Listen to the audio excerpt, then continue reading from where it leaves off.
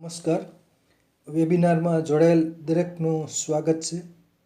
આજે ગિરનારી મંડળનો 890મો વેબિનાર છે. Webinar number 890 890. આજના વક્તા છે અમદાવાદના વૈદ્ય શ્રી વિનોદભાઈ ઠક્કર સાહેબ, જેઓ આપણને આજે આયુર્વેદની દૃષ્ટિએ વિવિધ અંગના સોજા ભાગ 3 એટલે કે આઇટિસ પ્રત્યે ધરાવતા રોગોના નામ, જે તે અંગ ઉપર સોજો હોય તો તે રોગ કે જે કન્ડિશન હોય તો એના નામની પાછળ આઇટિસ પ્રત્યય લગાડાય છે. જેમ કે spondylitis, swelling of spondyla, arthritis એટલે કે swelling of joints, prostatitis, swelling of prostate, dermatitis, swelling of derm એટલે કે ત્વચાનો સોજો. એ રીતના જે આઇટિસ જે પ્રત્યે લાગે છે એવા રોગોના નામની સમજૂતી આપશે વૈદ્ય શ્રી વિનોદભાઈ ઠક્કર સાહેબ. વૈદ્ય શ્રી વિનોદભાઈ ઠક્કર સાહેબને વિનંતી કે તેઓ પોતાનું વક્તવ્ય હવે શરૂ કરી શકે છે. નમસ્કાર સાહેબ. જય ધન્વંતરી.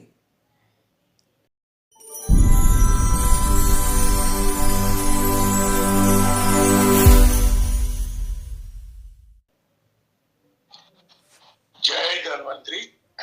જય શ્રી કૃષ્ણ. જય દ્વારકાધીશ. મારી આઇટિસની શૃંખલા નો આજે ત્રીજો વેબિનાર છે.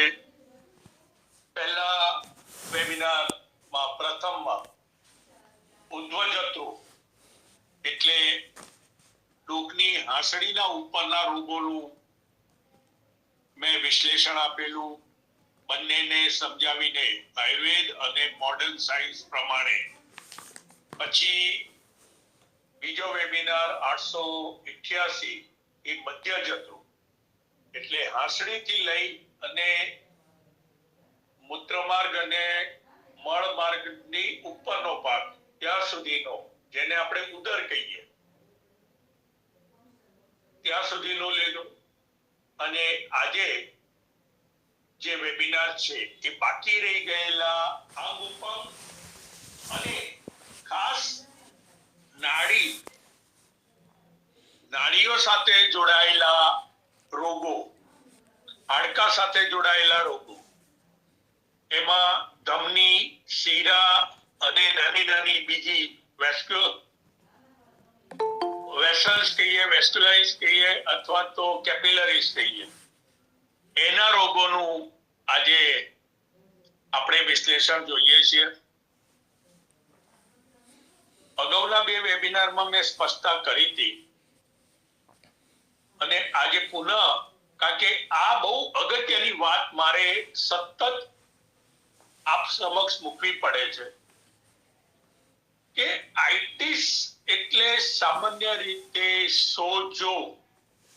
એ સંદર્ભમાં મેડિકલ સાયન્સ આપણને એક દિશા નિર્દેશ આપે છે અને એક અંગ ઉપરના સોજા, પણ એ સોજાના પ્રકારને જે રીતે ખાલી સોજાને કેન્દ્રમાં રાખીને નામકરણ કર્યું છે અને આયુર્વેદ મુજબ એના અનેક જગ્યાએ નામ, અંગ,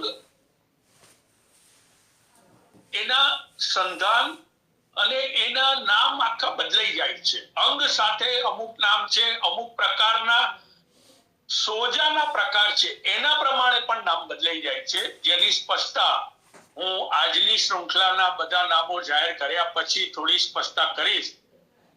પણ એક સામાન્ય જન સમાજમાં આઇટિસ શબ્દ આવે એટલે એક સોજા તરીકે. હવે મોડર્ન સાયન્સના 3 શબ્દો આપણે જોવાના છે: સ્વેલિંગ, ઇન્ફ્લેમેશન અને ઇડીમા.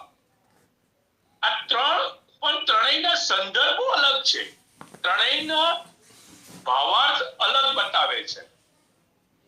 હવે સ્વેલિંગ એટલે ટ્રોમેટિક, પડવા વાગવાથી જે સોજો ઉભરાઈ આવે એને સામાન્ય રીતે સ્વેલિંગમાં જોવામાં આવે છે. પછી અન્ય કોઈ કારણસર સોજો આવ્યો તો એ ઇન્ફ્લેમેશનમાં શબ્દ જોવામાં આવે છે. અને ઈડીમાં એટલે કોઈ પણ જાતનું અંદર સોજાની સાથે અન્ય બીજું ઘટક જે એની અંદર પૂરક તરીકે કામ કરતું હોય, સહાયક તરીકે કામ કરતું હોય, એવાના સંદર્ભમાં ઈડીમાં શબ્દ વપરાય છે. હવે અહીંયા જે આપણી જે વિચારવાની શક્તિ છે, ક્ષમતા છે, એમાં થોડુંક આપણે સ્પષ્ટતા થવી જરૂરી છે કે આઈટી શબ્દનો ટૂંકમાં ભાવાર્થ એવો નીકળે કે સોજો, પણ એ સોજાનો પ્રકાર એ લોકોએ જનરલાઇઝ ફોર્મમાં લઈ લીધું છે. જ્યારે આયુર્વેદમાં એના બહુ જ ઊંડાણ સાથેના સંદર્ભને ધ્યાનમાં રાખી અને અંગ પ્રત્યંગ અને ઉપંગને ધ્યાનમાં રાખીને ત્યાં શોથ શબ્દ નથી આવ્યો, પણ એને એવી રીતના મૂક્યું છે કે જેથી આપણને ખ્યાલ આવી જાય કે આ સોજાની સાથે બીજું પણ અંદર ઘટક છે, અથવા અંગ કયા અંગની અંદરનો શું ફેરફાર આવ્યો છે એ સ્પષ્ટ સંસ્કૃત ભાષાની જે શબ્દ પરિભાષા વપરાઈ છે એનાથી આપણને બહુ સ્પષ્ટ થઈ જાય. હું જે ઉદાહરણ આપીશ આજે યાદીને પૂર્ણ કર્યા પછી, કારણ કે આજની યાદી બહુ અલ્પ છે એટલે આપણી પાસે સમય પણ રહેશે, એટલે થોડીક સ્પષ્ટીકરણ, બંને વિજ્ઞાનના સામ્યતા અને તફાવત એ પણ હું થોડો ધ્યાનમાં લાવવાનો પ્રયત્ન કરીશ. મારી જે કંઈ મારા અભ્યાસના અનુભવના આધારે જે કંઈ હશે, કદાચ એમાં ક્ષતિ હોય તો હું અત્યારથી જ કહી દઉં કે ક્ષમ્ય ગણીને આપ યોગ્ય ન્યાય કરશો, પણ આ જાણવું જરૂરી છે. અને એટલા જ માટે આદરણીય મિત્તલિયા સાહેબનો આગ્રહ હતો કે આધુનિક શબ્દો અને આયુર્વેદ બંનેને સાંકળીને આપણે જન સમાજને કંઈક માહિતી ઉપલબ્ધ થાય એવો આપણે પ્રયત્ન કરીએ. તો શરૂઆત કરીએ આપણે. પહેલો શબ્દ છે એક્રોડર્મેટાઇટિસ. હવે આ ડર્મેટાઇટિસ, ડર્મા શબ્દ આવે એટલે ચામડી. હવે ચામડીનો સોજો આવું આયુર્વેદમાં આપણને જોવા નથી મળતું, પણ દર્દી બોલતા હોય છે કે સાહેબ મારી અહીંયા ચામડી ઉપસી આવે છે, અથવા ખંજવાળવાથી ઉપસી આવે છે. તો આ જે વાત છે એ ત્યાંથી જ આપણે ખ્યાલ આવશે કે જનરલાઇઝ નથી. એક શારીરિક અંગ ઉપંગ અને અમુક સમય સંજોગે જે ઉભાર થઈ આવે છે અને એ ચામડી ઉપર હોય છે, એટલે એક્રોડર્મેટાઇટિસ આ શબ્દથી જોવામાં આવે છે. પછી એક્રો આર્થરાઇટિસ. હવે આ એક્રો એટલે શું? એક્સ્ટ્રીમ. એક્રો નો મતલબ થાય એક્સ્ટ્રીમ, બહુ જેને કહે ને અતિ વૃદ્ધિ થયેલી, પરાકાષ્ઠા જેને કહીએ, એક્સ્ટ્રીમ. તો એક્રો શબ્દ જ્યારે આવે ને ત્યારે આપણે એની ઊંચામાં ઊંચી પરાકાષ્ઠા એ વસ્તુ બની છે એવો અર્થ સમજીને આપણે એનું અર્થઘટન લેવાનું હોય. હવે એક્રો આર્થરાઇટિસ. હવે એક્રો આર્થરાઇટિસ એટલે સાંધાના દુખાવાની વાત આવે, જે હાડકા અને સાંધા ને સાંકળીને જે થાય. પણ એક્રો એટલે શું કે પૂર્ણ કક્ષાએ જે એનો સોજો અને એની આજુબાજુની પેરિફેરલ રિજિયન એ બહુ જ અતિ ઉભા થઈને વિકસીને આમ ટેકરા જેવું થઈ ગયું હોય એ એક્રોડર્મેટાઇટિસ, આર્થરાઇટિસ ઓફ ધ એક્સ્ટ્રીમિસ્ટ એટલે એની પૂર્ણ અવસ્થા. પછી આ એક્ટિનોડર્મટાઇટિસ એટલે એક્ટિનો શબ્દ આવે ને ત્યારે રેડિયેશન, સૂર્યના કિરણો હોઈ શકે, આધુનિક રેસ હોઈ શકે, આ બધા જે ઉપકરણો આવે છે એના, એટલે ઘણાને એ માફક ન આવે અને એનાથી જે ચામડી ઉપર અસર થાય એવા રોગોને એક્ટિનોડર્મેટાઇટિસ તરીકે બિરદાવવામાં અથવા જોવામાં આવે છે. હવે આપણે અહીંયા પણ એક થોડુંક સમજવું પડે કે પહેલા લાલ કિરણવાળી લાઈટો દર્દીને આપતા, રેડિયેશન વાળી, એ રોગ પૂરતી આપતા હતા ત્યાં સુધી સીમિત બરાબર છે, પણ ઘણાની પ્રકૃતિ એવી હતી કે એના પછી ચામડી ઉપર એની વિપરીત અસર દેખાતી હતી અને એ ચામડીમાં આવા પરિવર્તન આવતા. અત્યારે એ વપરાય છે, પહેલા ને અત્યારે એવું કહેવાનો મારો ભાવાર્થ એટલો છે કે પ્રમાણ ઓછું થયું, પણ જેમ જેમ ખ્યાલ આવવા માંડ્યો એમ એનું પ્રમાણ ઓછું થયું. તો આ પરિસ્થિતિમાં આપણે એટલું વિચારવું પડે કે આપણી ચામડીની જે રચના છે અને આપણી પ્રકૃતિ છે એના આધારે એ ક્યાંક ને ક્યાંક આપણને બંધ બેસતી અથવા યોગ્ય નથી રહેતી. તો ત્યાં આપણે થોડુંક આવું વિચારવું પડે કે જો આપણા શરીરની રચના અને પ્રકૃતિ અલગ હોય તો આવા સંજોગો આવે. પછી એન્કોનાઇટિસ. હવે એન્કોનાઇટિસ એટલે એલ્બો, આપણે કોણી જે કહીએ એના સોજા, ટેનિસ એલ્બો કહીએ અથવા તો ત્યાં કાંઈ થાય, પણ આ બધા જ સાંધા સાથે પણ છે અને નાડી તંત્ર સાથે પણ છે. નાડીનો સમ્યક પ્રવાહ અવરોધાય અને એને જે મુવમેન્ટ માટે જે સંવેદના, જે ચેતના જોઈએ એ જ્યારે ચેતનાનો પણ અવરોધ થાય અને અંદર પૂરતા પ્રમાણમાં રક્ત પ્રવાહ ન જળવાય ત્યારે આવા સોજા આવે. એમાં આ એન્કોનાઇટિસ, ઇન્ફ્લેમેશન ઓફ ધ એલ્બો.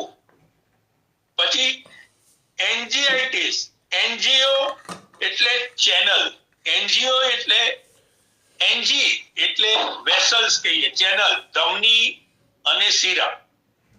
હવે આજના વિષયમાં આ અલગ અલગ જગ્યાના અલગ અલગ નામ બદલાતા જશે, પણ અહીંયા એક જનરલ ટર્મમાં લઈ લીધું. એન્જી એટલે વેસલ્સ, પછી એ ધમની હોય કે વેઇન હોય એનો સોજો, એન્જીઆઇટિસ.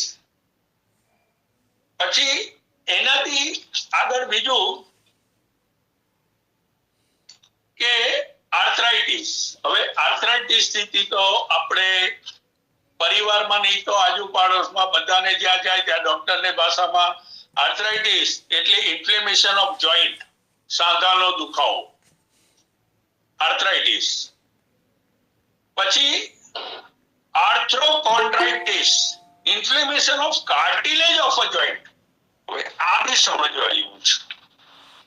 હાડકાની રચના અને એની ક્ષતિપૂર્તિ એ કાર્ટિલેજથી થાય, જે હાડકાનો મસાલો આપણે દેશી ભાષામાં સમજવા માટે કહી શકાય. હવે એનો પણ સોજો આવે એટલે અહીંયા આપણે એ વિચારવું પડે કે એની રચના જે પહેલા શરીરમાં બનતી હતી એ રચનામાં ક્યાંક વિક્ષેપ પડ્યો છે અને એના જે પૂર્ણ ઘટક તત્વોની અંદર કંઈક ઉણપ આવી છે.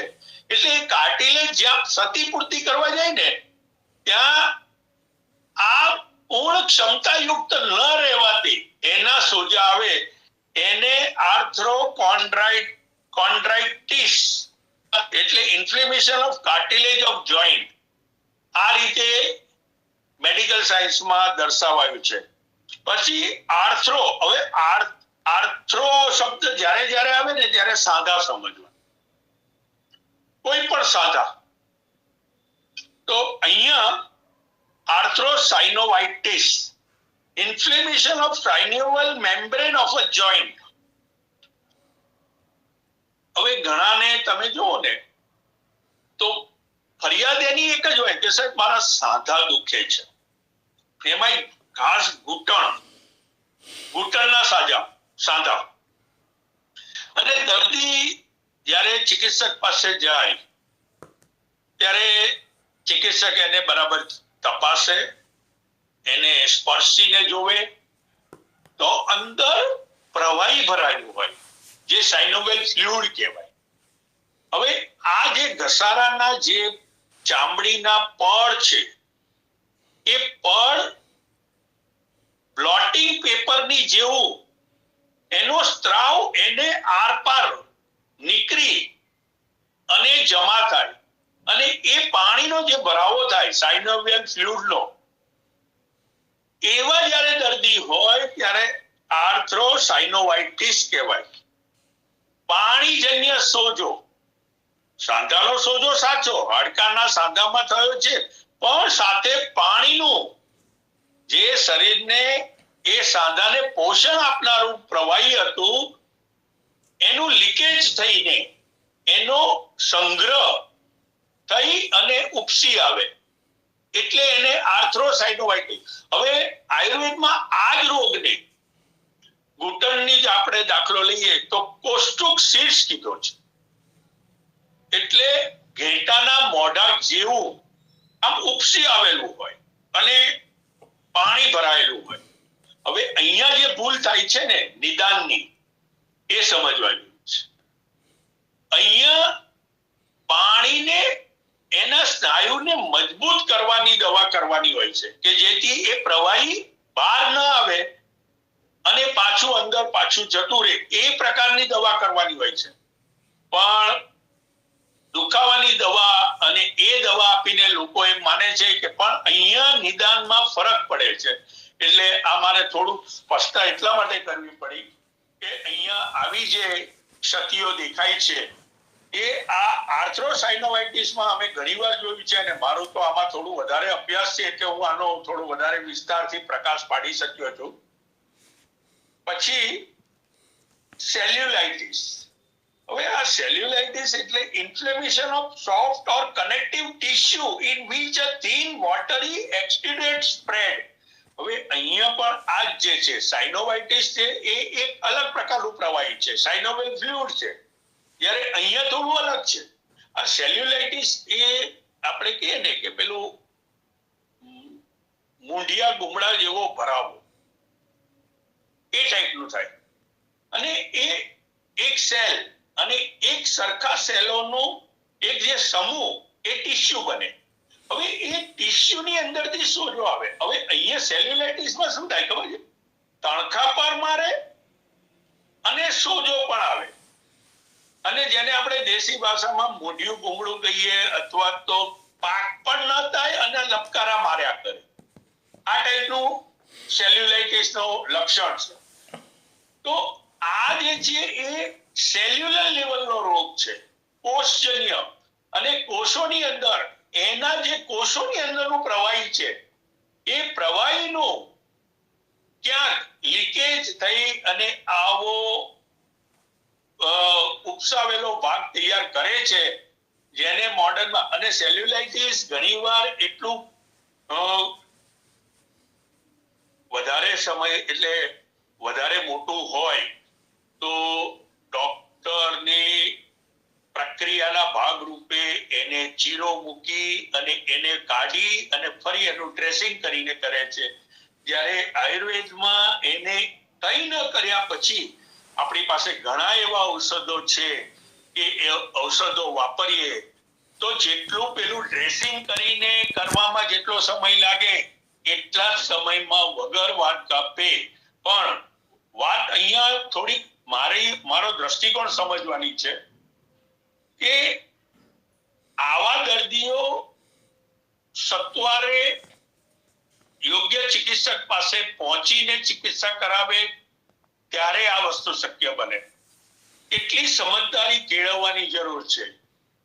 મૂળ અંદર એક જાતનો બગાડયુક્ત પ્રવાહીનો સંગ્રહ સાથેનો ઉપસેલો ભાગ એ સેલ્યુલાઇટિસ. પછી ગયે વખતે મારે એક રહી ગયું હતું, કદાચ લેવાઈ ગયું હોય તો ફરી હું કહી દઉં. કોલેન્જાઇટિસ, ઇન્ફ્લેમેશન ઓફ બાઇલ ડક્ટ. હવે બાઇલ ડક્ટ આવે ને એટલે ડક્ટ એટલે એક અવયવનો એક એવો ભાગ કે જે ડબ્બી જેવું કહેવાય આપણે. એનો જ્યારે સોજો આવે, જે રક્તવહ સંસ્થાનો ભાગ અને જ્યાં એક સાથે અનેક નાની નાની નસોનો સંગમ થઈને એક ડબ્બી જેવા ભાગમાં એ કાર્યરત રહેતું હોય એને ડક્ટ કહેવાય.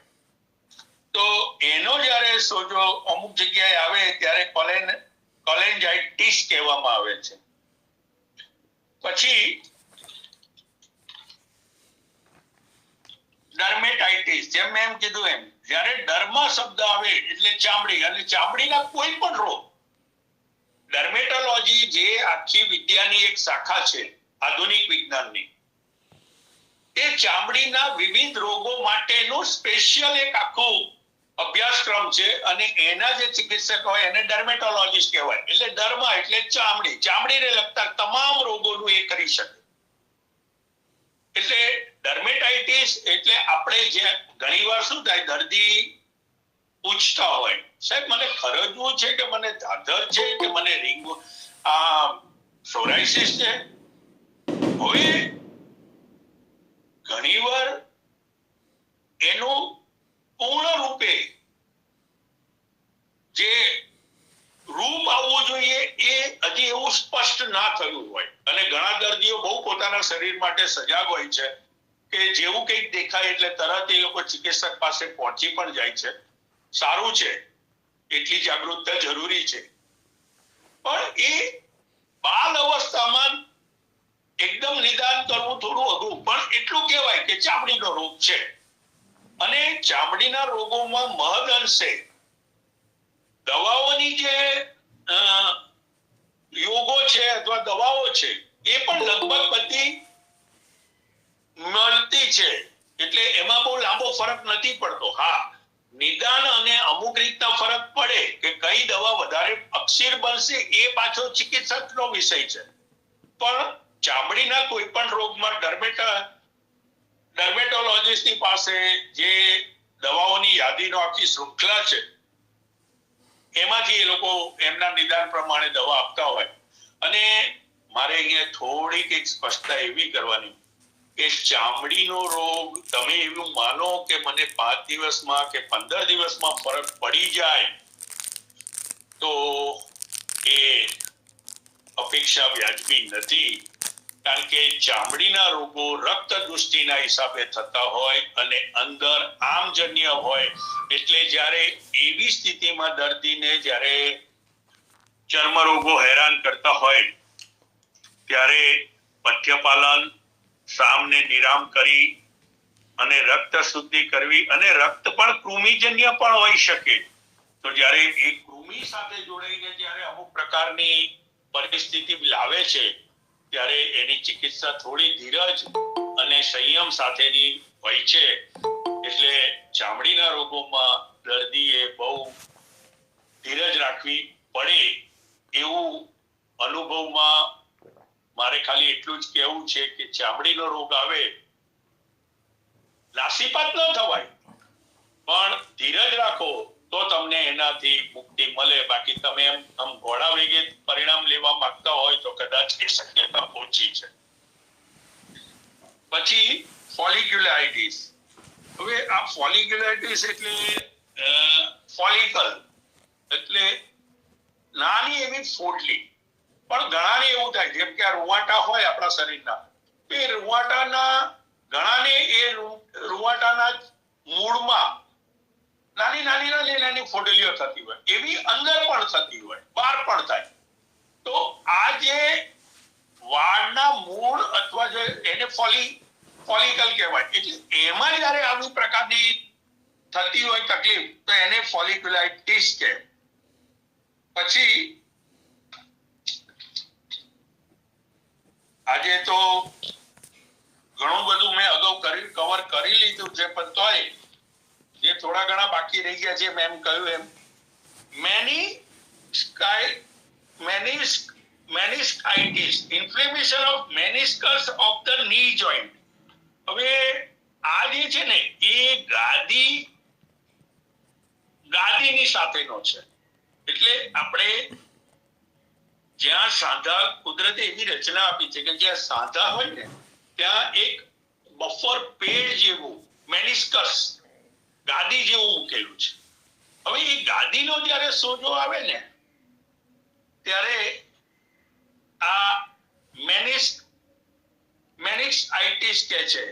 હવે એ ક્યારે બને કે પછી જ્યારે અંદર રક્તનું પૂરતા પ્રમાણમાં પોષણ ન મળે અને ઉપસી આવે અને પછી ફાટે, કારણ કે વૃક્ષ થવા માંડે, એને પોષણ ન મળે એટલે વૃક્ષ થવા માંડે અને ફાટે, અને એનો જે સોજો થાય એને મેનિસ્સાઇટિસ કહે છે. પછી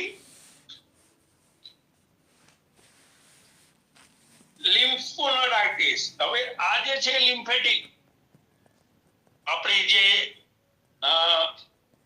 રોગ પ્રતિકારક શક્તિ ના સ્ત્રાવો જ્યાં વહન થાય છે, લિમ્ફ, એનો સોજો લિમ્ફ નોડ. હવે આ લિમ્ફ નોડ છે ને આખા શરીરમાં અનેક જગ્યાએ છે. નોડ એટલે એક જંક્શન કહી શકાય, અથવા તો એક ગ્રંથિ ટાઈપ હોય કે જ્યાં, જેમ ચોકી કહીએ ને આપણા શરીરમાં, એમ આપણા શરીરમાં એવી અનેક જગ્યાએ ચોકીઓ છે જેને આપણે નોડ તરીકે સંબોધી શકાય. એ ચોકીઓ જે તે અંગ ઉપર જ્યારે કોઈ વિપરીત અસર થતી હોય તો તરત એની સામે લડવા માટેનો જે સ્ત્રાવ અંદરથી છૂટે, એ જગ્યા ઉપર જ્યારે સોજો આવે ત્યારે એને લિમ્ફોનાઇટિસ કહે છે. આ બહુ અગત્યનું છે. આજે રોગ પ્રતિકારક શક્તિના પ્રશ્નો, અને અત્યાર સુધી મારે ઘણા એવા પેશન્ટ આવ્યા, નાના નાના બાળકો અને અમુક એવી ઉંમરના વ્યક્તિઓ કે જેને આ લિમ્ફેટિક પ્રોબ્લેમો વધારે જોવા મળ્યા હોય, રોગ પ્રતિકારક શક્તિની, અને આ શરીરની અંદર એટલું ઘર કરીને આ રોગ ભાગ લે છે કે એના માટે એના શરીરની પહેલા તો રોગ પ્રતિકારક ઇમ્યુનિટી જેને કહીએ, એટલે આ ઓટો ઇમ્યુનમાં આવી જાય પછી, પણ એ ડેવલપ કરવાનું ને એના માટે ધીરજ, અને એનો હવે બાળક હોય, બાળકને પથ્ય પાલનની એટલી ખબર ના હોય, મા બાપ છોકરું રડતું હોય, એને જે ખાધું હોય ખાવા આપે તો એને રોગ મુક્તિ જલ્દી નહીં થાય, અને એવા બાળકોને જલ્દી આયુષ્યને પણ નુકસાન કરે છે. પછી એનાથી આગળ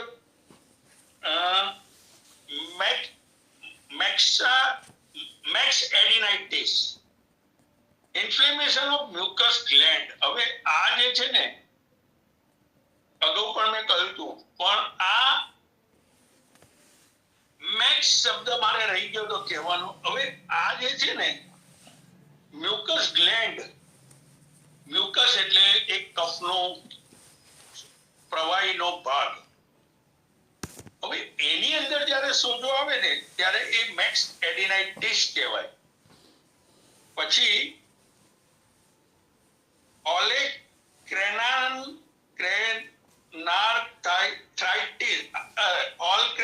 arthritis, inflammation of elbow joint. આજે હમણાં પણ મેં પહેલા પણ કહ્યું, અને આ બીજો છે. હવે અહીંયા અંગ એક છે, બેના પ્રકાર અલગ છે.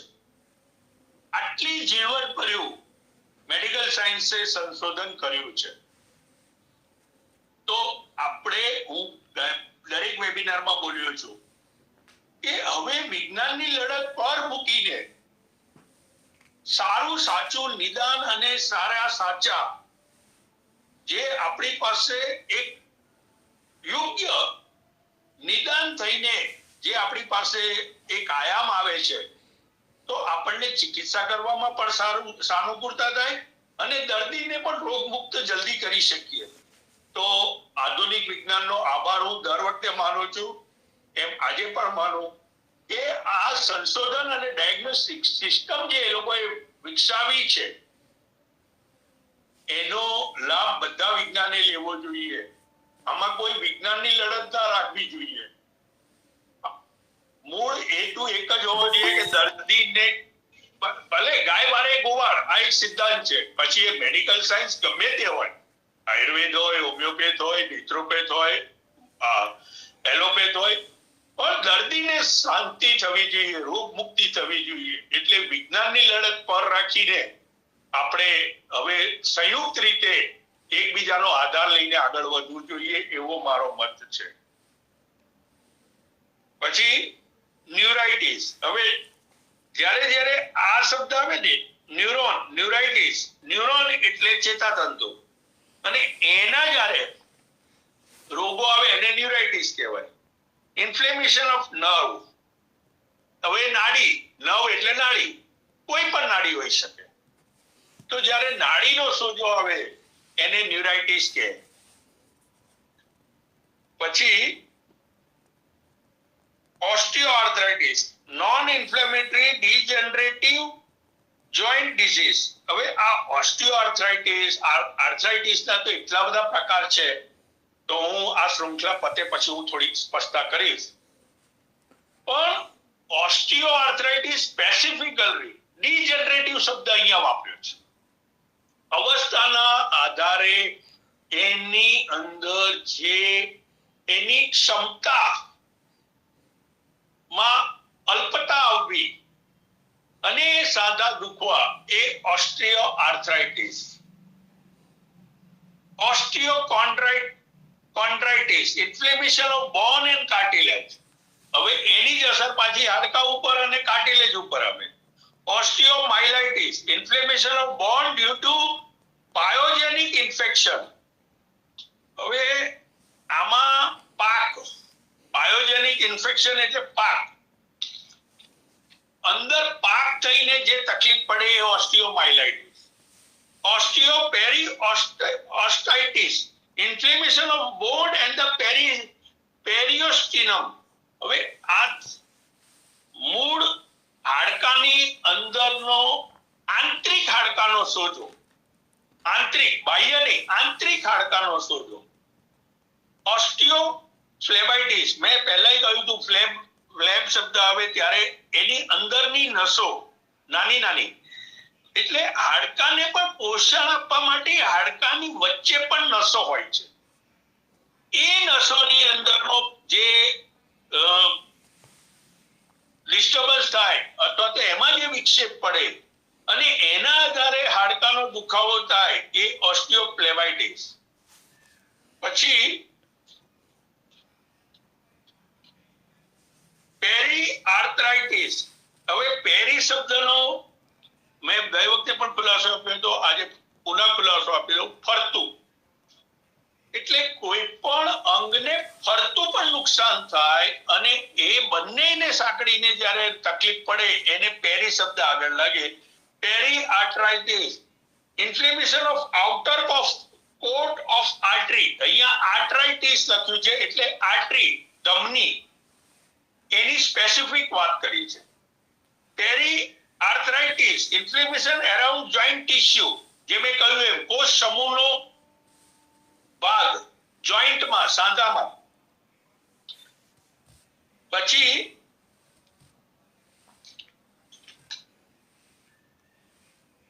પેરીમાયોસાઇટિસ, ઇન્ફ્લેમેશન ઓફ મસલ. હવે અહીંયા જે મસલ એટલે આપણે જેને કહીએ ને માંસનું સ્તર, સ્નાયુ, એનો સોજો. તો એનું પણ જો આટલું વિભાજન કરીને આપ્યું છે એટલે સ્નાયુનો સ્પેસિફિક સોજો પેરીમાયોસાઇટિસ, પેરીન્યુરાઇટિસ, ઇન્ફ્લેમેશન ઓફ પેરિફેરલ નર્વ, મેં કહ્યું એમ નાડીની ફરતું, પછી પેરીપેકાઇટિસ એટલે આંખની અંદરની ફરતી દિવાલોનો હિસાબે થતો સોજો, પેરીફ્લેબાઇટિસ, ઇન્ફ્લેમેશન ઓફ વેઇન, પહેલા આર્થરાઇટિસ આવ્યું, અહીંયા વેઇન છે, અહીંયા સ્પેસિફિક, કારણ કે વેઇન જે છે, શીરા જે છે એ દૂષિત રક્ત લઈ જવાનું માધ્યમ છે અને એની જ અંદર આ વસ્તુ જોવા મળે એટલે પેરીફ્લેબાઇટિસ. પછી પોલીએન્જાઇટિસ, હવે આ લિમ્ફેટિક નાડીઓ જે કહેવાય એની આખી શૃંખલા છે.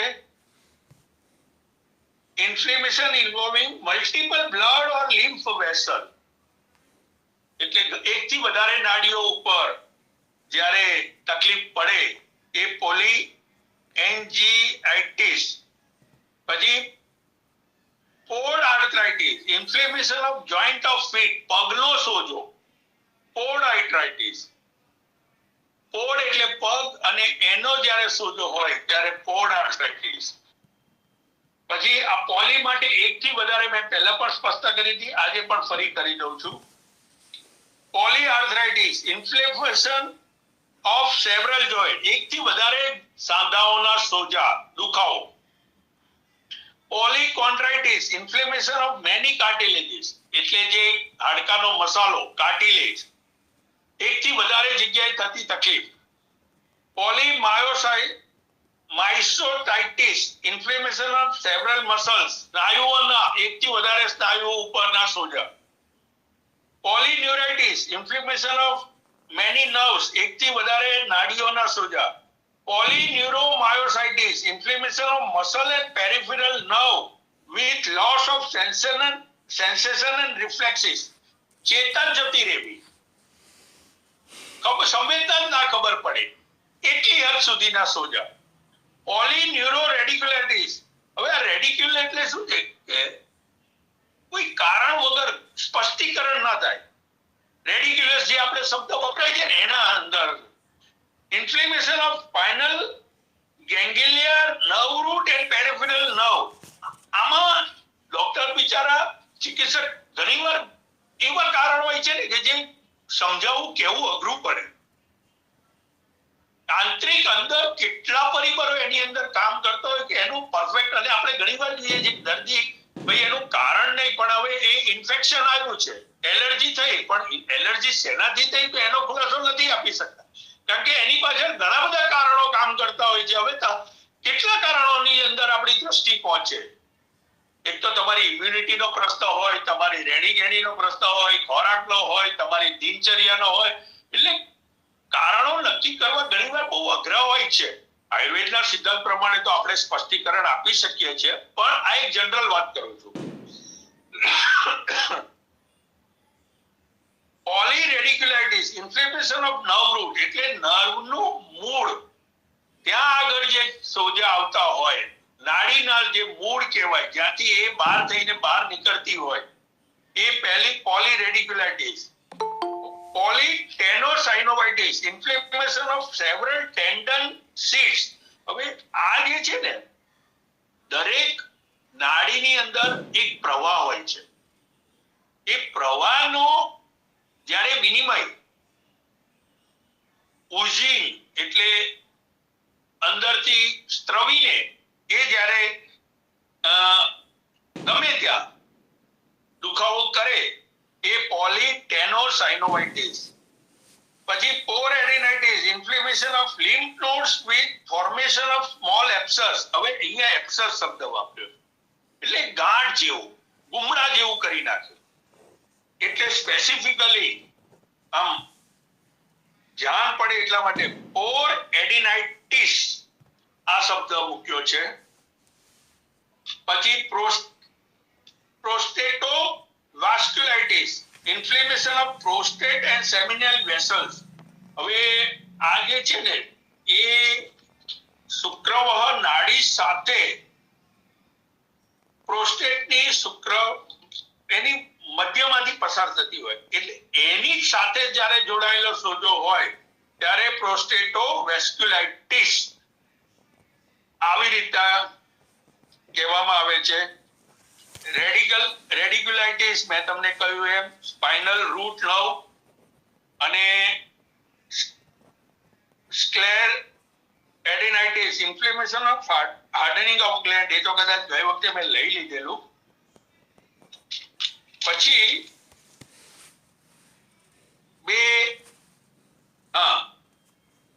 સિન્ડેસ્માટાઇટિસ inflammation of ligament and connective tissue. હવે આ લિગામેન્ટની વાત આવી. આપણે ઘણીવાર ડોક્ટર એમ કહેતા હોય કે લિગામેન્ટ ફાટી ગયા, એટલે એક રસ્સીના જેવું એક સ્નાયુઓનું બંધન કે જે એક આખા અંગને એક કાર્યરત કરવા માટે એ દોરડા રૂપે અથવા તો એક તાકાતનું ચામડી તો ન કહેવાય પણ મેદ અને તંતુજન્ય એક બંધારણ લિગામેન્ટ કે જે આખા અંગને કાર્યરત કરવા માટે બહુ શક્તિ પ્રદાન કરે. સાઇનોવાઇટિસ આપણે હમણાં પણ જોઈ લીધું. થ્રોમ્બ એન્જાઇટિસ ઇન્ફ્લેમેશન ઓફ બ્લડ વેસલ. હવે અહીંયા જે છે આ થ્રોમ્બ શબ્દ આવ્યો ને એટલે એ લોહીની નળીની અંદર એક ગઠ્ઠા જેવું થઈ જવું. પછી રક્તનો ગઠ્ઠો હોઈ શકે અથવા બીજું કંઈ પણ એ અવરોધ ઉભો કરે એટલે એ થ્રોમ્બ એન્જાઇટિસ. પછી varicose veins varicose vein with inflammation. આ રોગ બહુ જટિલ છે. વેઇનનો રોગ છે, શીરાનો, અને જ્યારે દૂષિત રક્ત જે શરીરમાંથી શુદ્ધિકરણ માટે ન નીકળે, દૂષિત રક્ત એનું વહન ન કરી શકે. અને શારીરિક રચનાની એક વાત કદાચ આમ તો બધાને ખબર જ હશે પણ આજે હું થોડું વધારે કહી દઉં કે આર્ટરીમાં વાલ નથી હોતા પણ વેઇનમાં વાલ હોય છે. એટલે એ નીચેથી ધક્કો વાગે, ઉપરનો વાલ ખુલે, લોહી ઉપર જાય એટલે પાછું ના જતું રહે.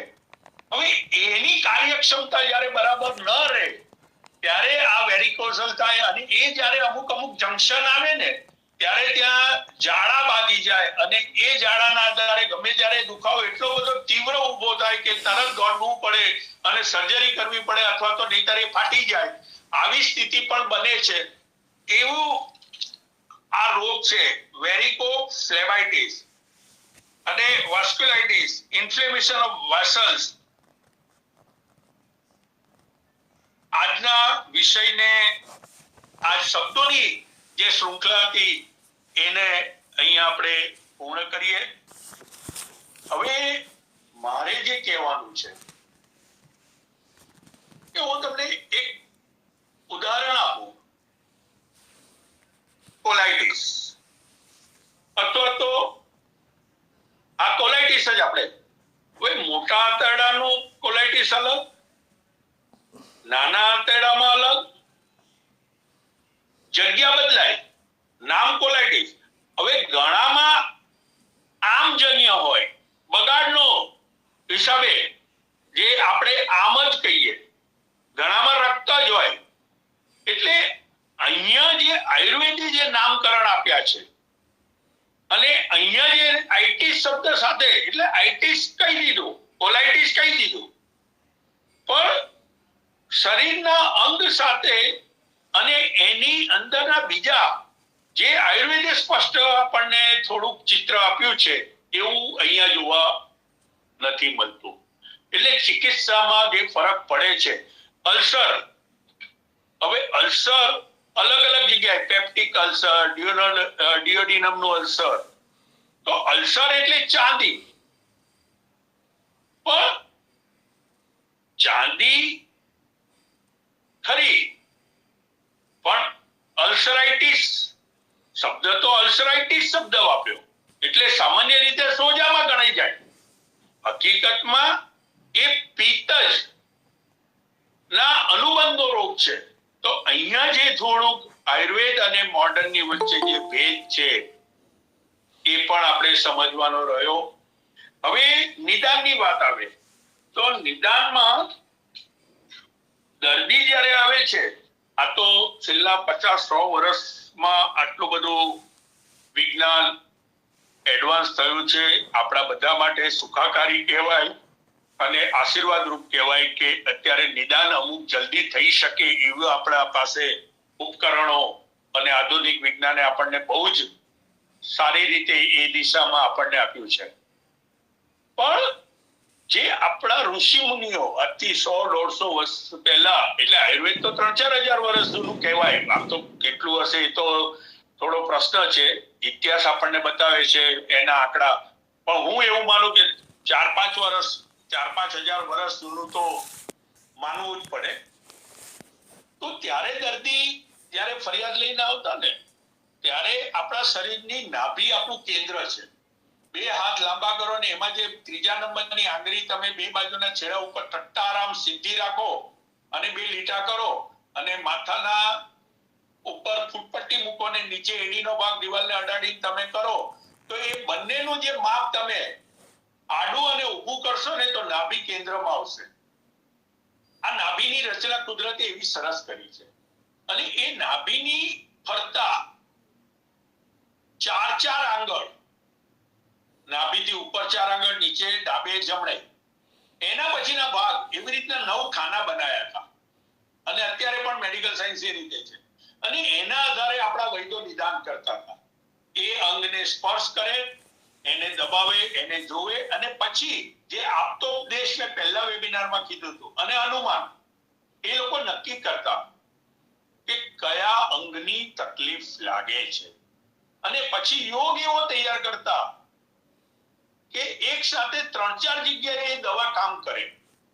એટલે વિજ્ઞાન એટલું સક્ષમ હતું કે નિદાન કર્યા પછી યોગ એવા બનાવતા કે જેના આધારે નિદાન કર્યા પછી બધા જ હવે નક્કી કરવું અઘરું પડતું હતું કે આ વેસલ્સનો રોગ છે કે લીવરનો છે, કારણ કે પાંસળીની નીચે જમણી બાજુ પાંસળીને આમ નીચે ખાડો કરો ને ત્યાં અંદર લીવર છે.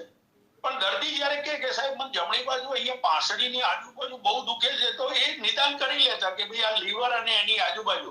હવે એ ઘણીવાર હોજરીનો પણ ભાગ હોઈ શકે, તો એ ઔષધ આયોજન એવી રીતના ગોઠવતા હતા કે હોજરી ઉપર પણ કામ કરે, લીવર ઉપર પણ કામ કરે અને આજુબાજુના સરાઉન્ડિંગ, પેરી શબ્દ જે આપણે વાપર્યો ફરતું, એ બધા ઉપર કામ કરે અને દર્દીને સ્વસ્થ કરતા.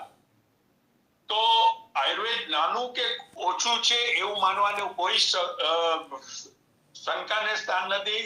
પહેલા પણ નિદાન સારું થતું હતું અને ઘણીવાર તો એવું થાય કે દર્દીઓ એટલી બધી ફરિયાદો લઈને જતા હોય છે પણ રિપોર્ટમાં નથી પકડાતું. ત્યાં પાછું આયુર્વેદ બહુ ઉમદા કામ કરી બતાવે છે, કારણ કે આયુર્વેદ પાસે સિદ્ધાંત છે, વાત, કફ, પિત્ત, દ્વંદ્વજ અને આ રીતે પ્રકૃતિનું જે છે, તો ત્યાં આયુર્વેદ પરિણામ આપે છે અને પરિણામ જોવા મળે છે. એટલે બંને વિજ્ઞાન અથવા તો બધા જેટલા પણ વિજ્ઞાન છે, બંને નહીં, જેટલા પણ વિજ્ઞાન છે, દરેક પોતપોતાની રીતે સક્ષમ છે. અને વર્તમાન સમયમાં આપણે એકબીજાના સહાયથી, એકબીજાના પૂરક બનીને ચિકિત્સાનો લાભ લેવો જોઈએ. આટલું કહી અને હું વિરામ લઈશ. અસ્તુ. જય ધન્વંતરી. જય ધન્વંતરી. ખૂબ ખૂબ આભાર વૈદ્ય શ્રી વિનોદભાઈ ઠક્કર સાહેબનો, જેમણે આજે આયુર્વેદની દ્રષ્ટિએ વિવિધ અંગના સોજા, આર્ટિસ પ્રત્યે ધરાવતા કેટલાક રોગોના નામ, જેને રોગની જે તે અંગના રોગ હોય અને આર્ટિસ પ્રત્યે લાગતો હોય, જેમ કે સ્પોન્ડિલાઇટિસ, આર્થરાઇટિસ વગેરે ઘણા બધા આર્ટિસ, આ શબ્દોની સરસ સમજૂતી આપી છે. હવે શ્રી સંજયભાઈ ત્રિવેદી સાહેબને વિનંતી કે 2 શબ્દો કહે અથવા કંઈક પ્રશ્ન હોય તો પૂછે, પછી હું પ્રશ્ન પૂછું છું. શ્રી સંજયભાઈ ત્રિવેદી સાહેબ.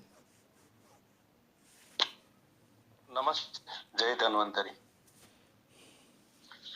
એટલે સાહેબનો ખૂબ ખૂબ આભાર, કારણ કે સાહેબે ખૂબ અભ્યાસ કરીને આધુનિક વિજ્ઞાન અને આયુર્વેદના તો સાહેબ જાણકાર છે જ અને અનુભવી વૈદ છે, પણ જે પહેલો જ વેબિનાર હતો એમાં જે વાત નોંધવા જેવી હતી એ એમણે કરી હતી કે આપણે દરેક વિજ્ઞાનનું સન્માન કરવું જોઈએ, અને આધુનિક વિજ્ઞાન કે પ્રાચીન વિજ્ઞાન, વિજ્ઞાન તો વિજ્ઞાન જ છે, એટલે જેનાથી પણ દર્દીને ફાયદો પહોંચતો હોય અને કોઈ બીજા વિજ્ઞાનનો સહારો આપણે લઈએ તો એ ખૂબ સારી વાત જ છે. અને એ જેને કહેવાય ને કે આપણે બ્રોડ માઇન્ડથી વિચારવું જોઈએ. અને સાથે સાથે સાહેબે આધુનિક વિજ્ઞાનને પણ જો અભ્યાસ કર્યો હોય એમના ગ્રંથોનો આ વક્તવ્ય લેવા માટે, તો જ આટલી બધી છણાવટ થઈ શકે. અને સૂક્ષ્મ રીતે આ બંને વિજ્ઞાનમાં કે ભાઈ એલોપેથી છે, જે આધુનિક વિજ્ઞાન આપણે મોડર્ન સાયન્સમાં જે એલોપેથીની ચિકિત્સા પદ્ધતિ છે, એ લોકો રોગને શું કે છે એની ટર્મિનોલોજી, આયુર્વેદમાં શું છે એ બંનેના આયુર્વેદ છે લક્ષણોથી કેવી રીતે એનું નિદાન કરે, એ બધું સાહેબે બંનેના સંદર્ભ લઈને ખૂબ જ સરસ. અને આજના વક્તવ્યમાં એમણે જે સ્વેલિંગ, ઇન્ફ્લેમેશન ને એડિમા, એટલે આમ તો એડિમા એટલે કોઈ એક્સેસ ફ્લુઇડ જ્યારે ક્યાંક જમા થાય હાથમાં કે પગમાં કે ઘૂંટીમાં કે બધે, ત્યારે એને આ મોડર્ન સાયન્સ એડિમા કહે છે. એ સ્વેલિંગનો એક પ્રકાર, પણ એને એડિમા કહે છે કારણ કે ફ્લુઇડને કારણે જમા થયું હોય. એટલે આપણને આ બંને વિજ્ઞાનનો સમન્વય કરી અને સાહેબે જે આ સમજણ આપી, અને હમણાં જે અંતમાં એમણે વાત કરી કે જે આ નાભીથી 9 ખાના પાડીને, અને આયુર્વેદ છે એ દર્દી કોઈ લક્ષણ કહે કે આ જગ્યાએ દુખે છે એના ઉપરથી નિદાન કરવું કે ભાઈ આ અહીંયા પ્રોબ્લેમ હોઈ શકે, કારણ કે સ્ટમકની અંદર અંગો બહુ નજીક હોય, એટલે ક્યારેક દુખાવો ક્યાંક થતો હોય અને એકદમ પિન પોઈન્ટ ન થાય, પણ એની સાથે સાથેના લક્ષણો અને દર્દી જે સ્થળ બતાવે તે એના આધારે અનુમાન કરીને નિદાન કરવું એક આયુર્વેદિક વૈદ્યોની લાક્ષણિકતા હોય છે.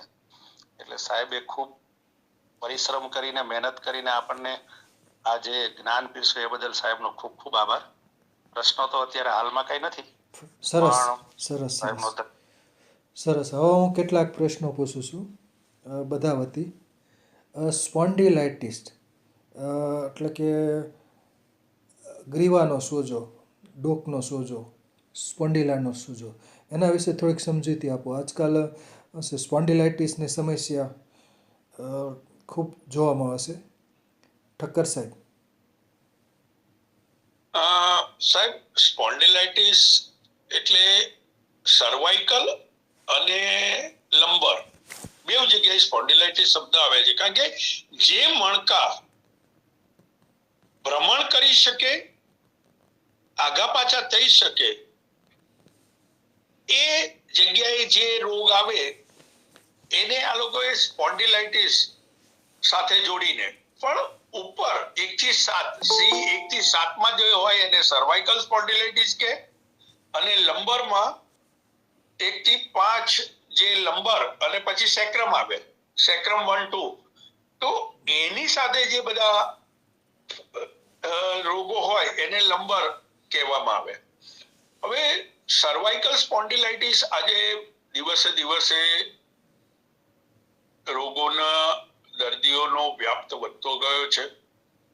એની પાછળ થોડી લાઈફસ્ટાઈલ, થોડીક આપણી અતિ, જેમ કે કોમ્પ્યુટર છે, બહારની સફર છે, ખાડા ખબડા, અને એના તો એ જે જર્ક આપણા લોક ઉપર આવે, સતત કોમ્પ્યુટર ઉપર અથવા તો કીબોર્ડ ઉપર સતત ડોકું નમાવીને કામ કરવું, એવા ઘણા વ્યવસાય છે કે જેમાં સતત ડોક ઉપર જ એનું ભારણ આવતું હોય, ત્યારે આ સર્વાઇકલ સ્પોન્ડિલાઇટિસ આવે. હવે સર્વાઇકલ સ્પોન્ડિલાઇટિસ ને પાછો મેં અગાઉ પણ એકવાર કહ્યું હતું અને આજે ફરી યાદ કરાવું કે સર્વાઇકલ સ્પોન્ડિલાઇટિસ ની વચ્ચેથી જે નાડીઓ નીકળે છે એ ઓબ્લેગા મેડ્યુલા ઓબ્લેંગેટા એટલે મગજની નીચે એપેક્સ થી C1 થી શરૂ થાય, એટલે એ તો દેખાતી નથી, પણ C2 થી C7 સુધી આપણી 12 નળીઓ બે બાજુ નીકળતી હોય છે, એમાંથી વચ્ચે થઈને હવે થાય શું કે જ્યારે ડોક ઉપર અમુક પ્રકારનો જર્ક આવી જાય અથવા તો અમુક સતત અમુક રીતની તમારી પોઝિશન એવી હોય તો એ નાડીના પ્રવાહને અવરોધતા એ શોથ આવે અને એના આધારે પછી દુખાવો થાય. હવે ઘણીવાર શું થાય છે કે ઘણા લોકો કહેતા હોય કે અમને ચક્કર આવે છે, ભ્રમ જેવું જે કહેવાય, પણ એ આ સ્પોન્ડિલાઇટિસ નું લક્ષણ હોઈ શકે. એટલે નિદાનમ પરિવર્જનમ જે શબ્દ કીધો છે કે પહેલા યોગ્ય નિદાન અને નિદાન પછી જ ઔષધ, તો નિદાનમાં જે સૂક્ષ્મતા હોવી જોઈએ એ સમજવી જરૂરી છે. ચક્કર આવવાના કારણ અનેક છે, પણ એમાં જ્યારે આ ક્રેનિયલ નર્વ્સ જે છે 12 ક્રેનિયલ નર્વ્સ, એમાં જે C3 4 5 6 એ આંખ, કાન, નાક, ગળો આ બધાની સાથે જોડાયેલી છે. પછી ખભાના છેક પંજા સુધીની નળી, 7મી નળી જે છે C7 એ ખભા. હવે ઘણીવાર આપણે જોઈએ કે દર્દી ફ્રોઝન શોલ્ડર ની વાત કરતા હોય, સાહેબ મારું ખભો જડ, પણ હકીકતમાં એ ઘણીવાર ક્રેનિયલ નર્વ્સના હિસાબે હોય છે અને એ નિદાન કરવું બહુ અઘરું પડે છે. જ્યારે તમે મારે ત્યાં જે દર્દી આવે છે એને હું પાછળ જ્યારે પીઠ ઉપરથી એ નર્વની ઓરિજિન જ્યાંથી એની રૂટ શરૂ થાય ત્યાંથી હું જ્યારે દબાણ આપતો જઉં અને એક એવી જગ્યાએ રાડ પાડી જાય ત્યારે મને ખબર પડે કે આ તો ક્રેનિયલ નો પ્રોબ્લેમ છે. તો એ પ્રમાણે જ્યારે ચિકિત્સા થાય ત્યારે એને એ સ્પોન્ડિલાઇટ એ કહે છે, સ્પોન્ડિલાઇટિસ સર્વાઇકલ સ્પોન્ડિલાઇટિસ જ કહેતા હોય છે, પણ ત્યાં એ નાડી તંત્રનો રોગ છે. તો આ નિદાનનું પણ સમજવું જરૂરી છે. અને સર્વાઇકલ સ્પોન્ડિલાઇટિસ નો વ્યાપ્ત વધવાની પાછળનો કારણ ઘણા બધા પરિબળો અત્યારે થઈ ગયા છે. આપણી લાઈફસ્ટાઈલ, પછી જે ઓશિકાની બેસવાની ધબ જે છે, આ બધું જ સર્વાઇકલ ઉપર દબાણ આપે છે અને એની અંદરથી આવા રોગોનો વ્યાપ્ત વધતો જાય છે. એટલે કોઈ પણ પ્રવૃત્તિ કરતા એક ધારું બેસી ન રહેવું જોઈએ. 15-20 મિનિટ, અડધો કલાક થાય એટલે ઊભા થઈ ડોકને આમ હળવેથી અંડાકારમાં અથવા તો ગોળાકારમાં ડોકને ફેરવવી જોઈએ, ડાબો જમણો સેજ ફેરવવું જોઈએ, ફરી પાછું કામે વળગવું જોઈએ, તો આવી શક્યતા ઘટી જાય. બાકી સ્પોન્ડિલાઇટિસ, સર્વાઇકલ સ્પોન્ડિલાઇટિસ નો આજે બહુ જ દર્દીઓ છે અને બિચારા શબ્દ તો ન વપરાય, પણ દુઃખના માર્યા ઘર બદલતા રહે છે પણ એમને જોઈએ એવું પરિણામ જોવા મળતું નથી. અસ્તુ. બરાબર છે. હવે આર્થરાઇટિસના ઘણા બધા પ્રકારો છે. Arthritis, rheumatoid arthritis, ઓસ્ટિયો arthritis, ગાઉટી arthritis. તો આર્થરાઇટિસ વિશે સમજૂતી આપો. બહુ સારો પ્રશ્ન કર્યો અને મને તમે પરીક્ષા કેન્દ્રમાં મૂકી દીધો સાહેબ, એટલે મારે પરીક્ષાનું પેપર આપવાની પરિસ્થિતિ થઈ ગઈ. આ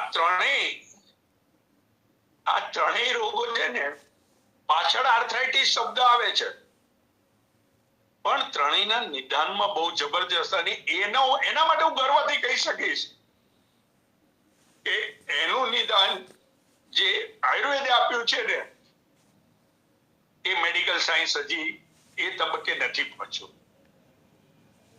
ઓસ્ટિયોઆર્થરાઇટિસ એટલે વાયુ પ્રધાન, રૂમેટોઇડ આર્થરાઇટિસ એટલે કફ અને આમ પ્રધાન, અને ગાઉટી આર્થરાઇટિસ એટલે પિત્ત પ્રધાન. આ બહુ સીધું ને સટ નિદાન, અને એમાં નો ડાઉટ ભગવાનની દયા છે મારા ઉપર, દ્વારકાધીશની અસીમ કૃપા છે કે આ ત્રણેય દર્દીઓમાં મેં બહુ સારા પરિણામો લીધા છે. અને એવી પરિસ્થિતિમાં હું એક ઉદાહરણ રૂપે કે RA ફેક્ટર થી રૂમેટોઇડ આર્થરાઇટિસ પહેલા જોવામાં આવે. હવે RA ફેક્ટર 20 થી વધારે હોય ત્યારે રૂમેટોઇડ આર્થરાઇટિસ RA ફેક્ટર વધારે જ આવે. મારે ત્યાં એક દીકરી, હું મારાથી અમુક ઉંમરથી નાની હોય એને દીકરી શબ્દથી સંબોધતો હોઉં છું,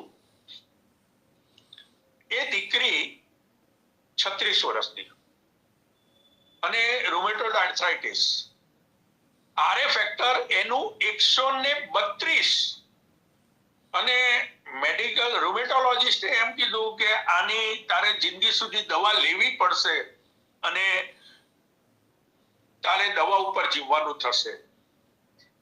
હવે એ દીકરી ને એમના પાડોશી મારા પરિચિત એટલે એમણે મને ફોન કર્યો કે સાહેબ અમારે એક દીકરી છે, નાની ઉંમરની છે અને સખત હેરાન થાય છે, તમે આવો. હવે હું ઘરે ગયો તો એ દીકરી અમારા સગાની નીકળી, એ ઘર અમારા સગાનું નીકળ્યું. એટલે મેં પાછા જે ભાઈએ બોલાવ્યા છે મેં કીધું તમે ક્યાં યાર મને બોલાવ્યો, આ લોકો પરિચય નહીં પડે અને મને અબજસ મળશે. મને કે હવે આવ્યા છો તો તમે કંઈક કરો. મેં એ કેસ હાથમાં લીધો અને મારો જશ ની વાત તો એક બાજુ રહી, પણ દીકરીને જે મેં રીતે સમજાવ્યું હતું અને એને જે દિલથી પથ્ય પાલન કર્યું, એ દીકરીને 4 મહિનામાં જે આરએ ફેક્ટર 132 હતું એ 4 મહિનામાં 20 થી અંદર આવી ગયું અને એ દીકરીના તમામ રૂમેટોઇડ આર્થરાઇટિસના બીજા બધા પેરામીટર્સો પણ લગભગ નોર્મલ થયા. એ પછી બી મેં એ દીકરીને 6 મહિના દવા કરી, કારણ કે રૂમેટોઇડ આર્થરાઇટિસ એકવાર નોર્મલ થઈ ગયા પછી એવું ન માની લેવાય કે એ સ્વસ્થ થઈ ગઈ. 6 મહિના દવા કરી અને એ દીકરી પછી અડધી ફરતીને કામે ફરતી થઈ. તો રૂમેટોઇડ આર્થરાઇટિસ એટલે કફ જ અને આમ જ હોય છે. એટલે જ્યારે આમનું પાચન બરાબર ન થાય ત્યારે રૂમેટોઇડ આર્થરાઇટિસમાં સફર. અને ગાઉટી આર્થરાઇટિસ તો છે ને પેશાબની અંદર જે આપણે જાણીએ છીએ કે વિષાક્તતા, ઝેર, એસિડ એ મૂત્ર માર્ગે જેટલો નીકળી જાય એટલો વધારે સારો. હવે એ જ્યારે રક્તમાં ભળે અને એના જે સ્વેલિંગ હોય છે ને એ સ્વેલિંગ તો આમ રીસર લખોટી જેવા નાના નાના સાંધામાં જબરજસ્ત હોય ને તણકા મારે ભરે. અને સૌથી પહેલા શરૂઆત લગભગ એવું માનવામાં આવે છે કે પગના અંગૂઠાની આજુબાજુથી શરૂ થાય, જે નાના સૂક્ષ્મ સાંધા હોય ત્યાંથી એ શરૂ થાય. હવે એમાં પણ પથ્યપાલન બહુ અગત્યનું છે. જો પથ્યપાલન સારું કરે તો ગાઉટી આર્થરાઇટિસ પણ આપણે આયુર્વેદની કૃપાથી બહુ સારું પરિણામ લઈ શકાય. અને ઓસ્ટિયો આર્થરાઇટિસ એ બીજા કરતા સરળતાથી રિઝલ્ટ દેવાય, પણ એમાં પાછું તકલીફ ક્યાં પડે છે કે દર્દીને જે અપેક્ષા હોય છે ને કે જલ્દી રિઝલ્ટ મળવું જોઈએ એવું નથી હોતું. એના માટે થોડીક તો સમય તમારે ફાળવવાની તૈયારી રાખવી પડે. અને જો કદાચ આપણી દવા સફળ ઉતરી ગઈ ને 2-3 મહિનામાં એને થોડો રાહત થઈ ગઈ ને એટલે દર્દીને મુખ્ય જે રાહત થઈ એટલે એમ માની લે છે કે હવે દવા લાગુ પડી ગઈ, ફરી સાહેબની પાસે જઈશું. એવું દરેક વખતે નથી બનતું. પણ ઓસ્ટિયો આર્થરાઇટિસ, રૂમેટોઇડ આર્થરાઇટિસ અને ગાઉટી આર્થરાઇટિસ થી વહેલું પરિણામ લઈ શકાય ઓસ્ટિયો આર્થરાઇટિસમાં. બાકી રૂમેટોઇડમાં અને ગાઉટીમાં થોડો વધારે સમય લાગે ને એમાં પથ્યપાલન પણ થોડું વધારે સખ્ત રીતે પાડવું પડે છે. અસ્તુ. બરાબર છે. બીજું કેટલાક લોકોને જે ઘૂંટણ હોય છે, ઘૂંટણની અંદર પ્રવાહી એકઠું થઈ જતું હોય છે અને એ પ્રવાહી ખેંચાવતા હોય છે, સાઇનોવાઇટિસ કહી શકાય, બરાબર ને? તો એના વિશે પ્રકાશ પાડો. સાઇનોવાઇટિસ, આર્થ્રોસાઇનોવાઇટિસ. હવે આ જે છે ને સાહેબ આપે જે પ્રશ્ન કર્યો ને બહુ સાચો અને વર્તમાન સમયમાં આની જાગૃતતા માટે પણ મારો હેતુ જાગૃતતા માટે છે, કોઈ વિવાદ માટે નથી. પણ બને છે શું કે સાઇનોવેલ ફ્લુઇડ એ હકીકતમાં શરીરને એ સાંધાને પોષણ આપનારું ફ્લુઇડ હોય છે. હવે એને જ્યારે ડ્રેઇન કરીને કાઢી લેવામાં આવે, વધારાનું ભેગું થયું એટલે ડોક્ટર એમ કે કાઢી નાખો. એકચ્યુઅલી એની જરૂરત હોય છે.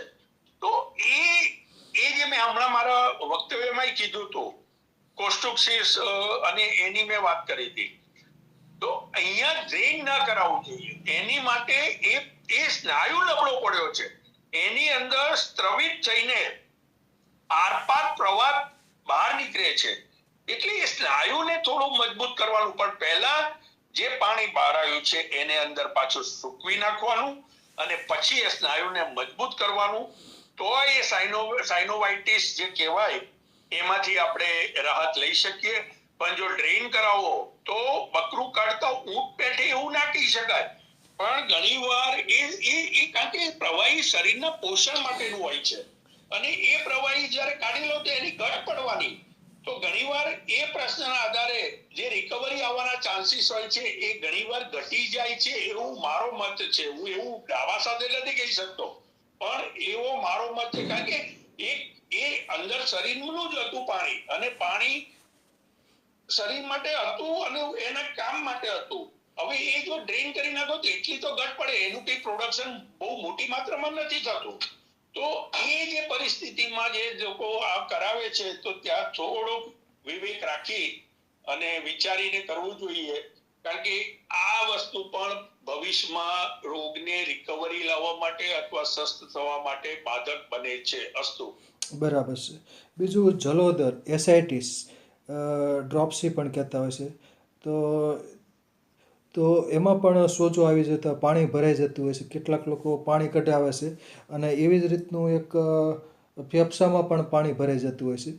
તો એમાં પાણી કઈ રીતનું કાઢવું જોઈએ કે ન કાઢવું હોય? ફેફસામાં પાણી ભરાઈ ગયું હોય કે જલોદરને લીધે પાણી ભરાઈ ગયું હોય, એના વિશે પ્રકાશ પાડો. હવે સાહેબ, મેં હમણાં કહ્યું કે પાસ થઈશ કે નપાસ થઈ એ મોટો પ્રશ્ન છે મારા માટે, પણ બે વિજ્ઞાનની વચ્ચે જબરજસ્ત આ બધા પ્રશ્નોમાં બહુ જબરજસ્ત અંતર જોવા મળે છે. જેમ તમે પહેલા કીધું એસાઇટિસ, તો એસાઇટિસ હકીકતમાં આપણે જડોદર કહીએ, ડ્રોપ્સી કહીએ. હવે એ પાણી બહારથી તો આવ્યું જ નથી, અંદરના જે આપણી શારીરિક રચનાના જે સ્નાયુઓ છે એ સ્નાયુમાંથી એ સ્ત્રવિત થઈને બહાર આવીને એકત્રીકરણ તરફ વધે અને જલનો જમાવ થવો, એ એસાઇટિસ. હવે એ ક્યારે બને? તમારા કઈક પોષણમાં વૃક્ષતાવાળો આહાર અને અમુક પ્રકારનું જે શરીરને સડરસયુક્ત સંતુલિત આહારનું ક્યાંક તમે વિવેક ચૂક કરી છે, ત્યારે આવા બધા રોગો આવે. હવે ફેફસા, તો ફેફસામાં પણ પાણી ભરાય છે, પણ ફેફસામાં પાણી ભરાવાનું બીજું કારણ છે. ઘણી વાર શું હોય કે આપણે લોઅર રેસ્પિરેટરી ટ્રેક, LRT જેને કહેવાય, સામાન્ય રીતે બધાને ત્યાં થોડો થોડો કફલો જમાવ તો હોય જ છે, પણ તકલીફ ક્યાં પડે છે કે અચાનક ઋતુ બદલાઈ અથવા તો તમારો ખોરાક કઈક એવો તમારે લેવાઈ ગયો, જેનું પેલું પ્રવાહી વધી ગયું અને એ બહાર નીકળ્યું નહીં, અને એના આધારે એ ફેફસાના કાર્યમાં વિક્ષેપ કરવા માંડ્યો. હવે એને પણ સૂકવવાનું અને બહાર કાઢવાની પ્રક્રિયા આયુર્વેદ પ્રમાણે જ છે. આપણે જે બાહ્ય લેપ કરતા હતા તો એને સૂકવવા માટે જ કરતા હતા, પણ એને કાઢવા માટે નહોતા કરતા, કારણ કે સુકાશે તો પાછું અંદર ને અંદર જ, તો એ ઉપયોગી રહેશે. હવે એસાઇટિસમાં શું થાય છે કે પાણી જે બહાર કાઢો, પણ પાણી કાઢવાથી થોડો સમય માટે પાણી નીકળી ગયું, પણ જે મુખ્ય તકલીફ અંદરના લેયરની છે, જે ચામડીના પડની છે, એની તો કોઈ ચિકિત્સા કરી જ નથી. પેલો ભરાવો તો એ કાઢી લીધો, અંદરના લેયર તો એવા ને એવા જ રહ્યા, વૃક્ષ. એટલે ત્યાં જે ચિકિત્સા થવી જોઈએ, પાણી તમે કેટલી વાર કાઢશો? એ તો તમે વધારાનું માનો કે ટાંકી ઓવરફ્લો કરો છો અને કાઢી લો છો, પણ એનાથી કઈ એની ચિકિત્સા નથી. ઠીક છે, એને થોડી રાહત થાય છે. તો આ બે વિજ્ઞાનનો ફરક છે. હું મારી દ્રષ્ટિએ જે મારા અનુભવ સાથે હું જે કીધું, કદાચ હોઈ શકે સતી હોય તો ક્ષમા સાથે ક્ષમ્ય ગણજો, પણ મારો કહેવાનો ભાવાર્થ એ છે કે પાણી કાઢવાથી એના દર્દીને તો ખાલી એ પાણીનું જે વજન હોય છે એના આધારે એ જે એને બ્રેથલેસનેસ ને બીજી બધી તકલીફ થતી હોય છે, એમાં આંશિક રીતે રાહત થાય છે. એની ચિકિત્સા ના કહેવાય. ચિકિત્સા તો ક્યારે કે પાણી અંદર જમા થતું બંધ થાય એટલા જ માટે જલોદરના પેશન્ટને એકલા દૂધ ઉપર રાખવાનું કીધું છે કે એ જે ડ્રાયનેસ આવી ગઈ છે, રૂક્ષતા આવી ગઈ છે, એમાં સ્નેહ થોડું થોડું જાય અને એના સ્નાયુ, એના ચર્મ ના લેયરો જે કહેવાય એ થોડા સ્નિગ્ધ બને અને પાણીનો સંગ્રહનો પ્રમાણ ઘટવા માંડે. એ પ્રમાણે એની ચિકિત્સા આયુર્વેદમાં બતાવી છે. એટલે બે વિજ્ઞાનનો ફરક છે. ક્ષમા સાથે કે કાંઈક કોઈ ભૂલ થતી હોય તો પણ આ સમજવા વાળી વાત હતી, એ મેં આપને સમજાવી કે આ રીતે બે વિજ્ઞાનમાં ફરક છે. અસ્તુ. બરાબર છે, સરસ. બીજું ફ્રોઝન સોલ્જર આજકાલ વધુ જોવામાં આવશે. એમાં લિગામેન્ટનો સોજો જોવા મળતો હશે, એટલે હાથ ઊંચો કરવામાં, હાથ પાછળ લઈ જવામાં બહુ તકલીફ થતી હોય છે, બહુ દુખાવો થતો હશે. તો આના વિશે માહિતી આપો, જે લિગામેન્ટમાં સોજો આવી જતો હશે ટિશ્યુમાં ને એમાં, કનેક્ટિવ ટિશ્યુમાં. હવે જો બહુ સીધી ભાષામાં કહી દઉં, હું આ સૂત્ર ઘણીવાર બોલ્યો છું અને સ્નેહોમય શરીરમ, આપણા શરીરનો આખું દરેક તંત્રનું સંચાલન સ્નેહમય હોય તો જ એ સુચારુ રૂપે સંચાલન ચાલે. હવે આપણે દૈનિક ક્રિયા મુજબ કયા અંગનો ઉપયોગ વધારે કરીએ છીએ એ દરેક વ્યક્તિગત અલગ હોય છે. હવે ઘણીવાર શું થાય છે કે સતત અમુક અંગનો સતત ઉપયોગ થવાથી ત્યાં જે સ્નેહની માત્રા હોય છે એ સ્નેહની માત્રા ઘટે, અને સ્નેહની માત્રા ઘટે એટલે એમાં રૂક્ષતા આવે. રૂક્ષતા આવે એટલે એ સ્નાયુઓ થોડા બરડ થવા માંડે. હવે એના આધારે પછી અંદર સોજા આવે. રૂક્ષતા આવે એટલે સોજો આવે, અને એના આધારે રક્ત પરિભ્રમણ અને એની સાથે જોડાયેલો આગળનો પ્રવાહ એ અવરોધાય. હવે જ્યાં જ્યાં સાંધા હોય ને ત્યાં એ સાંધાને સુચારુ રૂપે ચાલવા માટે કુદરતે આપણે કાગળ જેવી 2 કાગળ 3 કાગળ જેવી જગ્યા વચ્ચે રાખી છે. 2 સાંધાની વચ્ચે 2 3 4 કાગળ જેવો સાંધાનો ઘસારો એના આધારે. આંગળી હોય તો આંગળીના વેઢાની વચ્ચે પણ એવું હોય છે.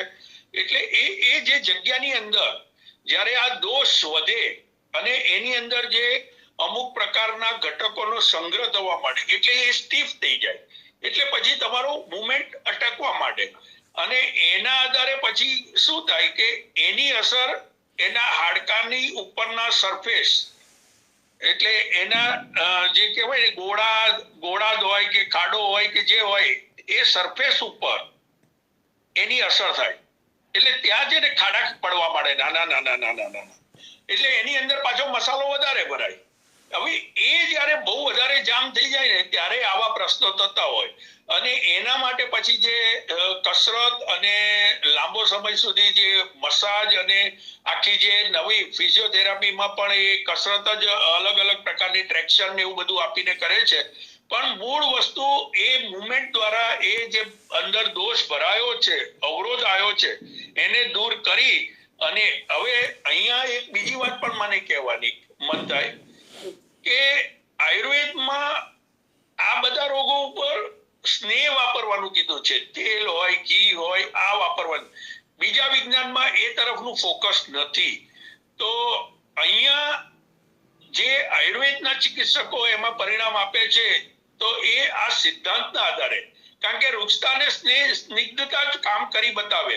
એટલે જેમ જેમ એની સ્નિગ્ધતાનું પ્રમાણ અંદર વધતું જાય એમ એમ એની ફ્લેક્સિબિલિટી, એની મોબિલિટીમાં ડેવલપમેન્ટ આવે, અને ખભાના ભાગમાં ફ્રોઝન શોલ્ડરને મટાડવામાં બીજા બધા રોગો સામે સમય વધારે એટલા માટે લાગે છે કે ત્યાં અમુક પ્રકારનો જે શારીરિક રચના છે, એટલે ત્યાં અમુક પ્રકારની દવાઓ અને અમુક પ્રકારનું કાર્ય બીજી રીતે આપણે બીજે બધે કરી શકીએ એટલું કાર્ય ત્યાં નથી કરી શકાતું.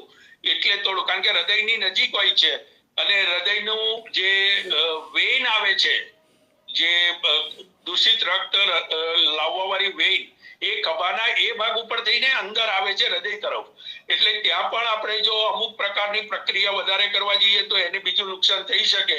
એટલે ફ્રોઝન શોલ્ડરમાં જે, અને ડાબો હોય કે જમણો, પણ ફ્રોઝન શોલ્ડરમાં થોડીક વધારે સમય એટલા માટે લાગે છે કે હૃદયની સાથે જોડાયેલો એની રચનાનો ભાગ એવો છે કે એની ઉપર આક્રમક રીતે આપણે ચિકિત્સા નથી કરી શકતા. અસ્તુ. બરાબર છે. બીજું વધરાવળ હાઇડ્રોસિલ કહે છે, ઓર્કાઇટિસ એટલે વધરાવળમાં જે પાણી ભરાઈ જતું હોય છે, વૃષણનો સોજો કહી શકાય, તો એના માટે શું કારણ હોય છે? મેં હમણાં કીધું કે કોઈ પણ ચામડીનું સ્તર જે કહેવાય એ જ્યારે વૃક્ષ થાય ત્યારે ત્યાંથી આમ બધા માણસને કેમ એવું નથી થતું, પણ અમુક પ્રકૃતિના માણસો અને અમુક અવસ્થા અને અમુક એની દિનચર્યા અથવા તો એમની વ્યવસાય એવા કારણોથી ત્યાં વધારે વૃક્ષતા જલ્દી આવે છે. એટલે એ પાણી જે જમીને જે બહાર આવે છે ને એનો જે સંગ્રહ થાય છે એ હાઇડ્રોસિલ વધરાવળ આપણે કહીએ.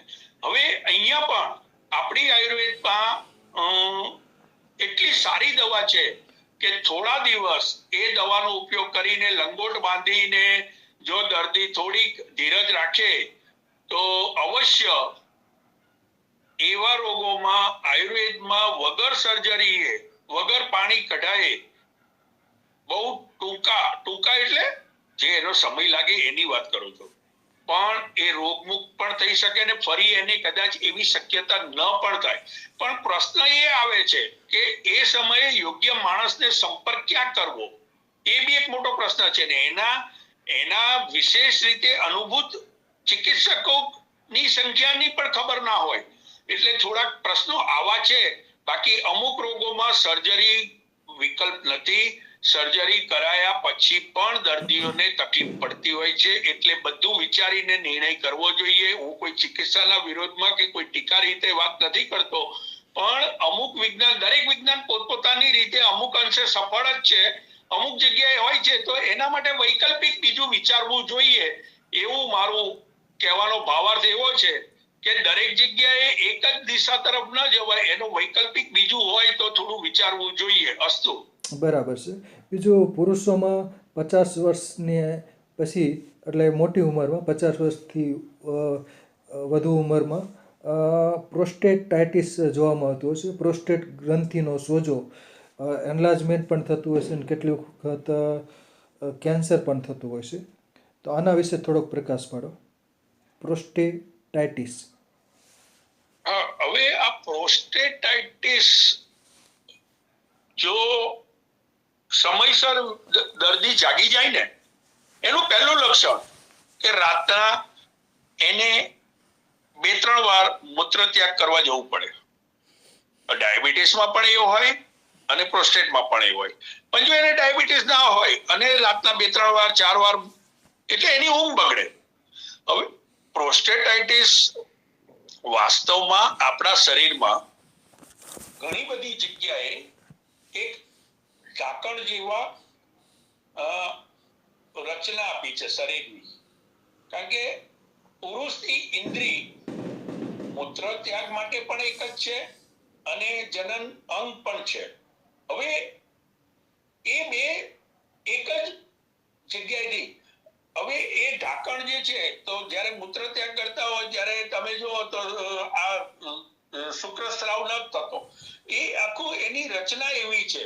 હવે એમાં જ્યારે શું થાય કે અમુક પ્રકારના ઘસારા, અમુક જે આ એક કોમન વાત છે કે અમુક પ્રકારનો આહાર, અમુક પ્રકારના ઘસારા અને અમુક ઉંમર હદથી વધારે એ અંગનો ઉપયોગ થવો, તો એના હિસાબથી વૃક્ષતા જ આવે. અને એ ગ્લેન્ડ જે છે, ગ્રંથિ, એ ધીમે ધીમે મોટી થાય. એટલે ગ્રંથિ મોટી થાય ને એટલે જેમ આપણે પેલા સંડાસમાં સંડાસ એટલે પેલું કહે ને કે ફ્લશ ટેન્ક જે કહેવાય, એમાં તમે જો ફ્લશ ટેન્કનું ઢાંકણું ખોલશો ને તો એક બોલ જેવું વાલ છે, એ પાણી ભરાઈ જાય એટલે એ પાણી અંદર લેવાનું બંધ કરી દે.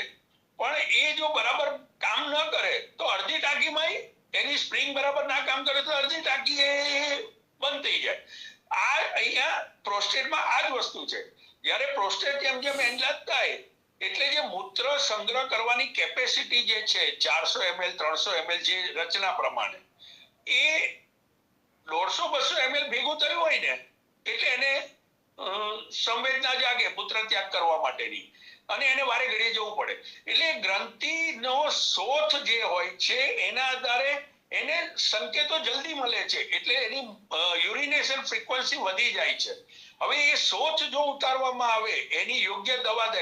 મેં હમણાં ગયા વેબિનારમાં કહ્યું હતું, મારી પાસે 2 પેશન્ટ અત્યારે ચાલે છે અને એનું આજે યુરિનેશન પણ વધી ગયું, એની ફ્રીક્વન્સી પણ ઘટી ગઈ અને ઘણો સુધાર આવ્યો છે. ડોક્ટરે તો ત્યાં સુધી કીધેલું કે આની સર્જરી સિવાય વિકલ્પ નથી, પણ આજે પાંચમો મહિનો ચાલે છે એમની દવાનો અને આજે એ લોકો 70% જેવા સુધારામાં છે. એટલે કહેવાનો મતલબ શું છે, સર્જરી કરાવો તોય પાછળથી પોસ્ટ ઓપરેટિવ હોય તમારે અમુક તો ધ્યાન રાખવાનું જ હોય છે. તો વગર વાળ કાપે થોડો વધારે સમય અને થોડીક પથ્યપાલન સાથે કરો તો વિધાઉટ સર્જરી પણ પ્રોસ્ટેટની ચિકિત્સા થઈ શકે એવું આયુર્વેદમાં છે. અને મેં અનેક પેશન્ટોને કર્યું છે. અત્યારે મારા રનિંગ પેશન્ટોના દર મહિને સોનોગ્રાફીના રિપોર્ટમાં સુધારા આવે છે અને કદાચ હવે 1.5 મહિના પછી તો એ પેશન્ટોને દવા પણ બંધ થઈ જશે, એ સ્ટેજે આવી ગયું. પણ હું વાડકાપમાં થોડો વિરોધી એટલા માટે છું કે વાડકાપ કરાવો એ વિકલ્પ નથી. અંદર તો જે તકલીફ રહે છે એ ઊભી રહે છે, સ્ટેન્ડ જ રહે છે. એટલે વૈકલ્પિક જો ચિકિત્સામાં ક્યાંક વગર વાડકાપે થઈ શકતું હોય તો એ પ્રમાણે થોડું વિચારવું જોઈએ, એવો મારો મત છે. અસ્તુ. બરાબર છે, સરસ. બીજું, કેટલાક લોકોને 4-5 કલાકની મુસાફરી કર્યા પછી પગમાં સોજા આવી જતા હોય છે. તો સોજા આવવાનું કારણ શું હોઈ શકે? હવે સર, પગના સોજા એટલે 3-4 વસ્તુ સાથે જોડાયેલી છે. પગના પંજામાં જ ખાસ સોજા આવતા હોય છે મોટા ભાગે. એટલે પગના પંજાની જ વાત કરું છું. તો પગના પંજામાં જો હૃદયની તકલીફ હોય તો પગમાં ને મોઢા ઉપર થોતર આવે છે, એવી રીતના કિડનીમાં હોય છે. ત્યારે પણ હવે ઘણા આપણા વિદ્વાનો હોય છે કે એવું કહે છે કે ભાઈ બેમાંથી એક જગ્યાએ જ આવે, એવું નથી હોતું. ઘણીવાર આંખની થોથરો પણ વધી જાય છે, ઘણીવાર હવે એમાં કિડનીનું પણ હોઈ શકે, હૃદયનું પણ હોઈ શકે. અને બીજું કે વાત વૃદ્ધિના આધારે અથવા તો અમુક પ્રકારનો શરીરની અંદર મેદસ્વીતા આવી ગઈ હોય તો રક્ત પ્રવાહના અવરોધના હિસાબથી પણ એ લાંબી સફર કરે તો સોજા આવી જાય, પણ પછી ઘરે આવીને પગ ઊંચા કરીને થોડા વખત સુઈ જાય તો પાછા સોજા બેસી જાય છે, અથવા તો થોડા લાંબા પગ કરીને બેસે છે તો સોજા જતા રહે છે. પણ અહીંયા હવે એ પગની અંદર એ સોજા જે તમે જો તો આંગળીથી દબાવો ને તો તમને એનું પાક્કું નિદાન ખબર પડે કે જલ્દી પાછું ઉપસી આવે છે કે ધીમે ધીમે ઉપસે છે. તો એના આધારે નિદાન કરી અને યોગ્ય ચિકિત્સા થાય તો યોગ્ય દિશામાં સમયસર, કારણ કે આ બધા જે લક્ષણો જે છે ને એ તમને અગમચેતીના લક્ષણો છે. તમે તમારા શરીરના અંગો માટે સજાગ થઈ અને યોગ્ય ચિકિત્સા કરવાની ચાલુ કરી દો, એવા આ પ્રાથમિક લક્ષણો છે. તો એની અવગણના ન કરી અને સમયસર યોગ્ય ચિકિત્સા જે પણ આપણને વ્યાજબી લાગે પણ બધું વિચારીને કરવું જોઈએ. તો યોગ્ય ચિકિત્સા સમયસર કરી નાખો તો પેલું કે ને કે સોયાનો ઘા સોયથી વળી જાય એવી પરિસ્થિતિનો બદલાવ આપણે લઈ શકાય. અસ્તુ. બરાબર છે. બીજું, કેટલીક મૂંઢવાને લીધે સોજા આવતા હોય છે. જેમ કે કોઈ વાગી ગયો હોય, પડી ગયા હોય કે એટલે મૂંઢમાર, તો એને કયા પ્રકારના સોજા ગણવા? ચામડી જે મેં પહેલા કહ્યું. હા, એટલે એ સ્વેલિંગ. હવે જ્યારે કોઈ પણ જગ્યાએ માર વાગે ને ત્યારે ડાયરેક્ટ કોઈ ચિકિત્સા ન કરવી જોઈએ. બરફ બને ત્યાં સુધી બરફ, કારણ કે ટ્રોમાટિક છે, તો બને ત્યાં સુધી એને બરફ ઘસવો જોઈએ. એટલે શું થાય કે એના જે મારના હિસાબથી એને જે નુકસાન થયું છે એ બરફ 1-2 દિવસ ઘસો ને એટલે એની જે સોજો આવ્યો છે બરાબર છે, પણ એ સોજાનું પ્રમાણ વધતું અટકી જાય. આ પહેલું. પછી જો ફ્રેક્ચર થયું હોય અથવા તો માઇનોર જે કહેવાય માથાના વાળ જેવી ક્રેક હોય કે એવું હોય તો એ તરફ વિચારવું જોઈએ. પણ ઉતાવળ કરીને ડાયરેક્ટ કોઈ પણ વસ્તુ કરાય નહીં. પછી 2 દિવસ પછી તમે લેપ લગાડો, તમે પછી બીજી બધી ચિકિત્સા ચાલુ કરો તો જલ્દી રિકવરી આવે. જો તાત્કાલિક તમે કંઈક એવું ન કરવાનું કરી બેસો તો જે થોડા દિવસમાં પરિણામ મળવાનું હતું એ થોડો સમય લંબાઈ જાય અને થોડા કોમ્પ્લિકેશન પણ ઉભા થાય. એટલે જ્યારે કોઈ પણ મૂઢમાર વાગે તો બને ત્યાં સુધી તાત્કાલિક બીજું કંઈ ન કરતા બરફ ઘસવો જોઈએ અને 24 કલાક પછી એની ઉપર એક એની મારની પરાકાષ્ઠાનો ખ્યાલ આવી જાય કે કેટલા અંશે માર પડ્યો છે, કેવો છે એના આધારે. હા, ક્રેક થયું હોય તો સોજો ફટ દઈને તમને આવી જશે, અથવા તો અમુક પ્રકારનું તમને લક્ષણ જ ખ્યાલ આવી જશે કે આને ક્રેક છે. તો એ વખતે કદાચ થોડુંક સજાગતા કરીને ઇન્જેક્શન કે એવું કંઈક લઈને કઈ એકવાર દુખાવાની ફરિયાદને એ કરાય. પણ પછી આયુર્વેદમાં પણ એવી ઘણી બધી ચિકિત્સા છે કે જે એ વખતે કરીને આપણે દર્દીને, એમાંય હું તો હાડકાના માટે તો મારો પોતાનો આટલા વર્ષોનો અનુભવ છે એટલે મારી પાસે તો 3 પ્રકારના લેપો છે. મૂઢમારનો, પછી લોહી બાજી જાય. ઘણીવાર શું થાય કે એની અંદર લોહી બાજી જાય ને લીલું ને કાળું થઈ જાય, તો એ લોહી વિખેરવાનો લેપ અલગ આવે છે, દુખાવાનો લેપ અલગ આવે છે, અને હાડકાને જોડાણ કરીને સંધિ કરવા માટેનો લેપ અલગ આવે છે. તો એ પછી કરીને બહુ ટૂંક સમયમાં મેં પરિણામો લીધા છે અને મેડિકલ સાયન્સની જે અવધિ હોય છે 21 દિવસ, 23 દિવસ, 45 દિવસ, એનાથી પણ વહેલા મેં પરિણામ આપ્યા છે અને સક્ષમ રીતે માણસ પાછા કાર્યરત થઈ જાય છે. પણ હું એવું એનાથી એવું કહેવા નથી માંગતો કે એ વિજ્ઞાન ખોટું છે, કારણ કે એ જ્યારે અમુક પ્રકારની ફ્રેક્ચર થયું હોય તો સર્જરી કરવી પડે અને જે કંઈ પ્લેટ કે જે કંઈ કરવું પડે. પણ જો સામાન્ય હોય તો આપણે બહુ ઝડપી એમાં પરિણામ આપી શકે એવું આયુર્વેદની પાસે પણ વિજ્ઞાન છે. અસ્તુ. સરસ. બીજું ગુમડામાં કે મૂંઢિયું ગુમડું હોય ત્યારે સોજો હોય છે. બીજું હર્પીસ થયા હોય તો હર્પીસમાં પણ અંદર પરવું કે પાણી ભરાયેલું હોય છે. તો આનામાં તે શું થઈ શકે? જે આ હર્પીસમાં પણ સોજો આવતા હોય છે, નાની નાની ફોડીક્યું થઈ પાણી ભરાયેલું હોય. મૂંઢિયા ગુમડામાં તો પહેલાં કડક હોય છે, ખૂબ સોજો હોય છે, પછી પાકે એટલે પરવું થાય છે ને પછી એને મૂંઢિયું ગુમડું હોય એને તો ફોડવાનું પણ હોય છે. આના વિશે પ્રકાશ પાડો. મૂંઢિયું ગુમડું અને હર્પીસ. હવે સાહેબ, હર્પીસ ની વ્યાખ્યા અલગ અલગ છે. હર્પીસ સિમ્પ્લેક્સ અને હર્પીસ ઝોસ્ટર. હવે હર્પીસ સિમ્પ્લેક્સ જે છે એવી રીતના હર્પીસના પણ પાછા બીજા પ્રકારો છે. ઘણાને હોઠની ઉપર ઝીણી ઝીણી ફૂડલી ઉપસી આવે, ઘણાને હર્પીસ ઝોસ્ટર જે હોય ને એ તો કાળી બળતરા કરે અને રહેવાયની એવી પરિસ્થિતિ, એ તો ધીમે ધીમે વધતું જાય, ફેલાતું જાય.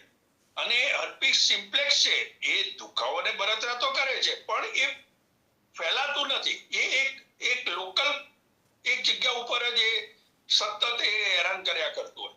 તો આવામાં જ્યારે છે ને આમાં ચિકિત્સા કેવી અઘરી પડે, પણ યોગ્ય સમયે યોગ્ય નિદાન થઈ જાય તો આમાં પણ આયુર્વેદ જેટલું ઝડપી પરિણામ આપે છે, કારણ કે મેં તો લીધા છે ને આપને પણ થોડા ખ્યાલ છે દર્દીઓના, કે હર્પીસ ઝોસ્ટર વાળા પેશન્ટોએ ડોક્ટરોની પાસે દવા કરીને સમય કાઢ્યો હોય અને તોય એમને સંતોષકારક જે પરિણામ જોઈએ એવું ન મળ્યું હોય, હેરાન થતા હોય, એવા આપણા ગિરનારી મંડળના ઘણા બધા સભ્યો છે કે જેને મેં એમાંથી પણ સારી એવી રાહત કરી આપી છે અને બહુ સ્વસ્થ ટૂંક સમયમાં કરી આપ્યા છે. તો અહીંયા જે સૂક્ષ્મ નિદાનની જે વાત જે હું કહેતો હોઉં છું હર હંમેશ, કે લક્ષણ અલગ વસ્તુ છે અને નિદાન એનાથી થોડું ઉપર છે. પ્રકૃતિ પહેલા તો આમાં કામ કરતી હોય. અમુક પ્રકૃતિના માણસને એટલી ગંભીરતા ન જોવા મળે અને અમુક પ્રકૃતિના માણસને એની નાનું હોય પણ એની ગંભીરતા વધારે જોવા મળતી હોય.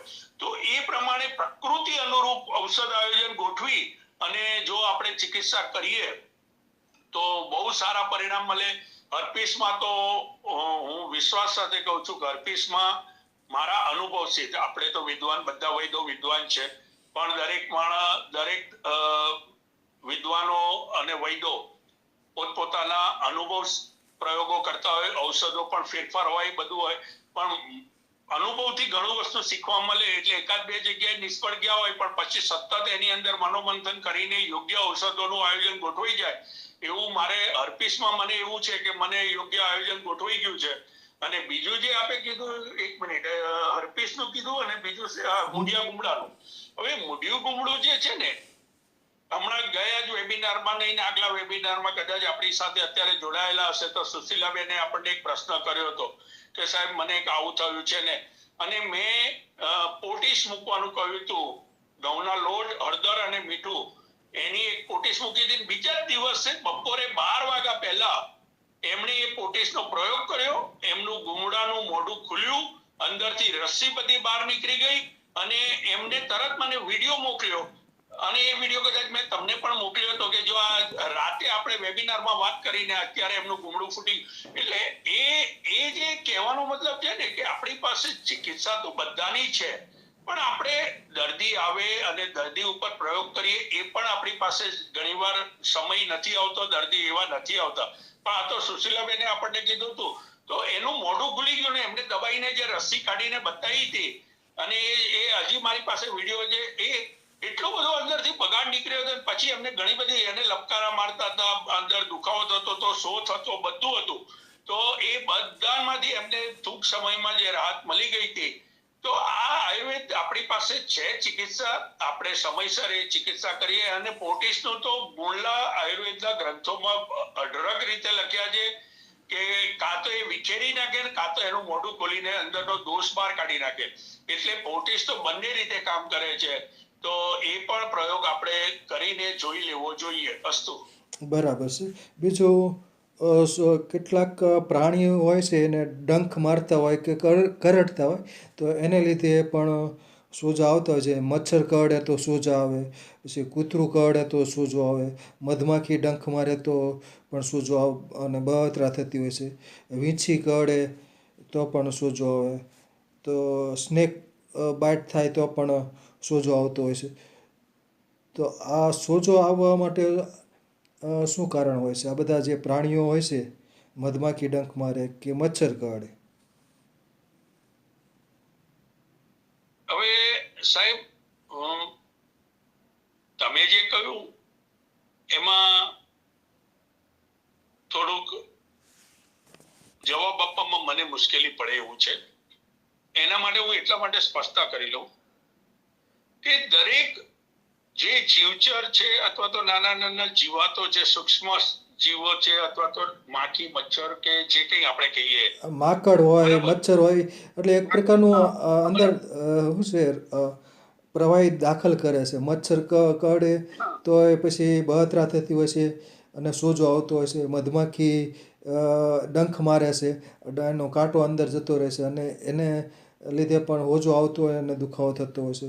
કૂતરું કરડે તો પણ ખૂબ હોજો આવતો હોય છે.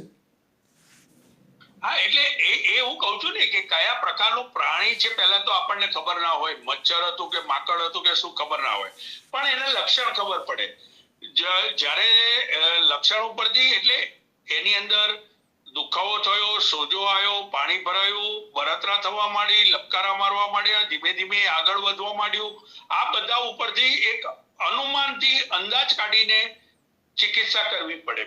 બરાબર. હવે પહેલા આપણે એવું કહેતા કે ભાઈ ચીકણી તો કૂતરાના ડંખ ઉપર એટલે બાઈટ ઉપર તપકીર ચીકણી દબાવી દેતા હતા એવું શાસ્ત્રમાં લખેલું છે. પણ અત્યારના સમયમાં એ બધું કરવામાં ક્યારેક સફળ થાય બી ખરું ન થાય, એટલે એના માટે એ ના કરાય. હવે સૌથી અગત્યનું આની સાથે જોડાયેલો એક રોગ છે ફાઇલેરિયા, એલિફન્ટાઇટિસ. હવે એ પણ એક મચ્છરથી જ થાય છે. હવે એ કરડે ને પછી ધીરે ધીરે ધીરે ધીરે એ પગ આખો એ થાય. તો આયુર્વેદમાં વિશ્વ ચિકિત્સાના ઘણા બધા લેપો અને ઔષધો બતાવ્યા છે. તો એ 20 ચિકિત્સાના જેટલા પણ ઔષધ અને લેપો છે એ આપણે વાપરી અને એકવાર ફાયદો થાય ન થાય એ પછીની વાત છે, પણ એકવાર એનો ઉપયોગ કરી અને આપણે યોગ્ય ચિકિત્સક પાસે જઈને આગળનું કરાવડાવીએ તો ઘણીવાર સોયાનો ઘા સોયથી ભરી જાય. અને ફાઇલેરિયામાં તો ખાસ મારું એવું સૂચન છે કે જ્યારે આવું થતું હોય ત્યારે સત્વારે આયુર્વેદમાં હાથી પગા માટે બહુ સારી ચિકિત્સાનો આખો પ્રણાલી ગોઠવેલી છે, ચિકિત્સા ગોઠવેલી છે, અને એ પ્રમાણે જો ચિકિત્સા સમયસર થઈ જાય તો દર્દીને ઘણી બધી એનાથી રાહત થઈ જાય છે, અને કદાચ એ હાથી પગું ન બનતા પાછું એ વળી શકે. પણ પાછો પ્રશ્ન એ જ આવે છે કે નિદાન થયું કે કેવી રીતના, તો એના માટે યોગ્ય દિશામાં પહેલા વિચારીને લેપો, આપણી પાસે 20 ચિકિત્સાના ઘણા બધા લેપોની યાદી છે. એમાં સૌથી અગત્યની જો હું કહું ને તો કાળી જીરી, કોઈ પણ વિષ વાળા ભાગ ઉપર તમે કાળી જીરીનો લેપ કરી નાખો ને તો કાળી જીરી વિષજ્ઞ છે. એટલે એકવાર તમે આ ઘરગથ્થુ પ્રયોગ છે, એકવાર એ લગાડી દો તોય તમને જો અમુક પ્રકારના ડંખ અને અમુક પ્રકારના એની અંદરથી જે એના સ્ત્રાવ જે જંતુએ જે કર્યું હોય છે એના સ્ત્રાવથી, પછી બીજું છે આ જે છીકણી જે કીધું એ ઘણીવાર અગ્નિકર્મ પણ એમાં કામ કરી જાય છે. ઘણીવાર આપણે પેલી રાફડાની માટી એ પણ કામ કરી જાય છે, ઘણીવાર ગેરું કામ કરી જાય છે. જેમ કે મધમાખીના ડંખમાં ગોબર, તો તમે ગાયનું ગોબર ઘસી નાખો તો મધમાખી અથવા તો એની ચીપલી બનાવીને તમે મધમાખીના ડંખ ઉપર મૂકી દો તો એનો ડંખનો જે અંદરનો કાંટો હોય છે એ એમાં ખેંચાઈને આવી જાય છે સુકાય એટલે, તો તમને એનાથી રાહત થઈ જાય છે. આ બધા પ્રયોગો આપણા શાસ્ત્રોમાં મૂકેલા છે, પણ એવું ન માની લેવું કે એનાથી આપણે રાહ જોવી ને પછી, એવું નથી. ઘણીવાર એ સફળ થાય બી કરું ને ન પણ થાય તો યોગ્ય, પણ આ બધી રાહત પૂરતી એકવાર તમે આ બધા પ્રયોગો કરી અને પછી યોગ્ય ચિકિત્સા કરવાની હોય એ કરવાની કરો તો તમને એનાથી બહુ સારો એવો લાભ લઈ શકાય એવું બની શકે. અસ્તુ. બરાબર, સરસ સરસ. બીજું સાયટિકા, એટલે સાયટિક નર્વ હોય છે, એમાં સોજો આવતો હોય છે, તો સાયટિકા માટે જણાવો, સાયટિકા વિશે. સાહેબ તમે મને લાગે છે આજે ફેલ કરાવડાવશો એવું લાગે છે મને, કારણ કે આપના પ્રશ્નો બહુ વિવેકપૂર્વ અને બહુ જ સમાજને ઉપયોગી, પણ ઘણી વસ્તુ કેવી અને સમજવી અને પ્રેક્ટિકલમાં બહુ અઘરી છે. સાયટિકા બેઝિકલી ચેતા નવનો રોગ છે. હવે સાયટિકામાં થાય શું, તો મેં તો એમાં બહુ સારા પરિણામ લીધા છે એટલે હું મારી વાત કરવા નથી માંગતો, પણ સાયટિકા બેઝિકલી જે લંબર સ્પોન્ડિલાઇટિસ આપણે કીધું ને, એ જ લંબર સ્પોન્ડિલાઇટિસ થી જે પગના બે બાજુના પગમાં જે જતી ચેતા નવ છે એની ઉપર જે દબાણ આવે કોઈ બી એક બાજુ, ડાબી બાજુ કે જમણી બાજુ, એના આધારે એ પ્રવાહને અવરોધાય છે, અને એના આધારે ઘણાને ખાલી જાંઘના ભાગ ઉપર દુખાવો થતો હોય, ઘણાને એનાથી નીચે થતો હોય, અને ઘણાને આખા પગના જ નીચે. એટલે એના તબક્કા છે L4, L5, S1 અને S2. આ જે આખી શૃંખલા જે કમરમાં છે એ કમરની શૃંખલા ઉપર ચિકિત્સા કરીને સાયટિક નવની ચિકિત્સા કરવામાં આવે તો જ પરિણામ મળે. બાકી એકલી ઔષધ ખાલી એમ વિચારો કે ઔષધથી, કારણ કે એમાં એ જે મણકા ઉપરથી જે દબાણ એ નસો ઉપર આવ્યું હોય છે એ દૂર ન થાય ત્યાં સુધી ચેતાતંતુના રોગોની આપણે ચિકિત્સા સફળ થઈ છે એવું માની ન લેવાય. એમાં આ શું છે, મણકા જે છે ને થોડાક આમ કે ને મિલીમીટરની અંદર છે, અને જ્યારે તમે કોઈ પણ MRI રિપોર્ટ જોશો ને દર્દીનો, તો એના જે L1 L2 ની વચ્ચેનો ગાળો, L2 L3 ની વચ્ચેનો ગાળો, એના માપ લખેલા હોય છે. તો તમે જોશો તો L4 L5, L5 S1 અથવા L3 L4 એની વચ્ચેનો ગાળો દબાણના મણકાના ડિસ્લોકેટ એટલે આમ થોડુંક સ્થાનભ્રષ્ટ થયું હોય ત્યારે એ ચેતા નવ ઉપર દબાણ આવતું હોય, અને એની એ તકલીફના આધારે પગની અંદર સતત એ જે ચેતાનો પ્રવાહ અવરોધાય છે દબાણના હિસાબે, એના આધારે એને સાયટિકામાં તકલીફ પડતી હોય છે. અને હમણાં જ આપણે જ્યારે અહીંયા હતા વાસદ, ત્યારે હું બધા મારા ઇન્સ્ટ્રુમેન્ટ લઈને આવ્યો હતો અને મેં ત્યાંના પેશન્ટોને પણ એ કરેલું અને રિઝલ્ટ જોયેલા. અને કદાચ જો સંજયભાઈ નીકળી ના ગયા હોય અથવા તો જે એ વખતે હતા એ લોકોને ખબર હશે કે ઘણાને તાત્કાલિક એમાં રાહત કરી આપી હતી, કારણ કે એ મણકો જે થોડો આડો અવળો થાય છે એને જ્યારે ગોઠવાઈ જાય એટલે આપોઆપ એનો પ્રવાહ ખુલ્લો થઈ જાય. એટલે સાયટિક નવ અને સાયટિક કાટ કહેવામાં આવે છે, પણ એનું ઉદ્ગમ સ્થાન જે છે એ લંબર રિજિયનમાં છે, એટલું સ્પષ્ટ સમજવું જરૂરી છે. અસ્તુ. બરાબર છે. બીજું ખંજવાળને લીધે પણ સોજા આવતા હોય છે. ખરજવું હોય, દાદર હોય, શીળસ હોય, એટલે ખંજવાળવું પડતું હોય છે ફરજિયાત. તો ખંજવાળને લીધે સોજા આવતા હોય છે, અને આધુનિક માં તો ડર્માટાઇટિસ જ કહેતા હોય છે. ખરજવું હોય, રિંગવર્મ હોય કે શીળસને લીધે. આના વિશે પ્રકાશ પાડો. હવે સાહેબ, આ જે ખંજવાળ અને ચામડીની રોગોની શૃંખલાના જે ભાગ છે, હવે ન કફે ન કંડુ એવું કહેવામાં આવ્યું છે, બરાબર? એટલે ખંજવાળ. હવે અહીંયા કફની વાત આવે છે, એટલે જ્યારે તમારી અગ્નિ મંદ થાય અને કફનું પ્રમાણ, અને એ કફ રક્ત દુષ્ટિ કરે અને અમુક પ્રકૃતિ તમારી એવી હોય ત્યારે ચામડીના રોગ આવે.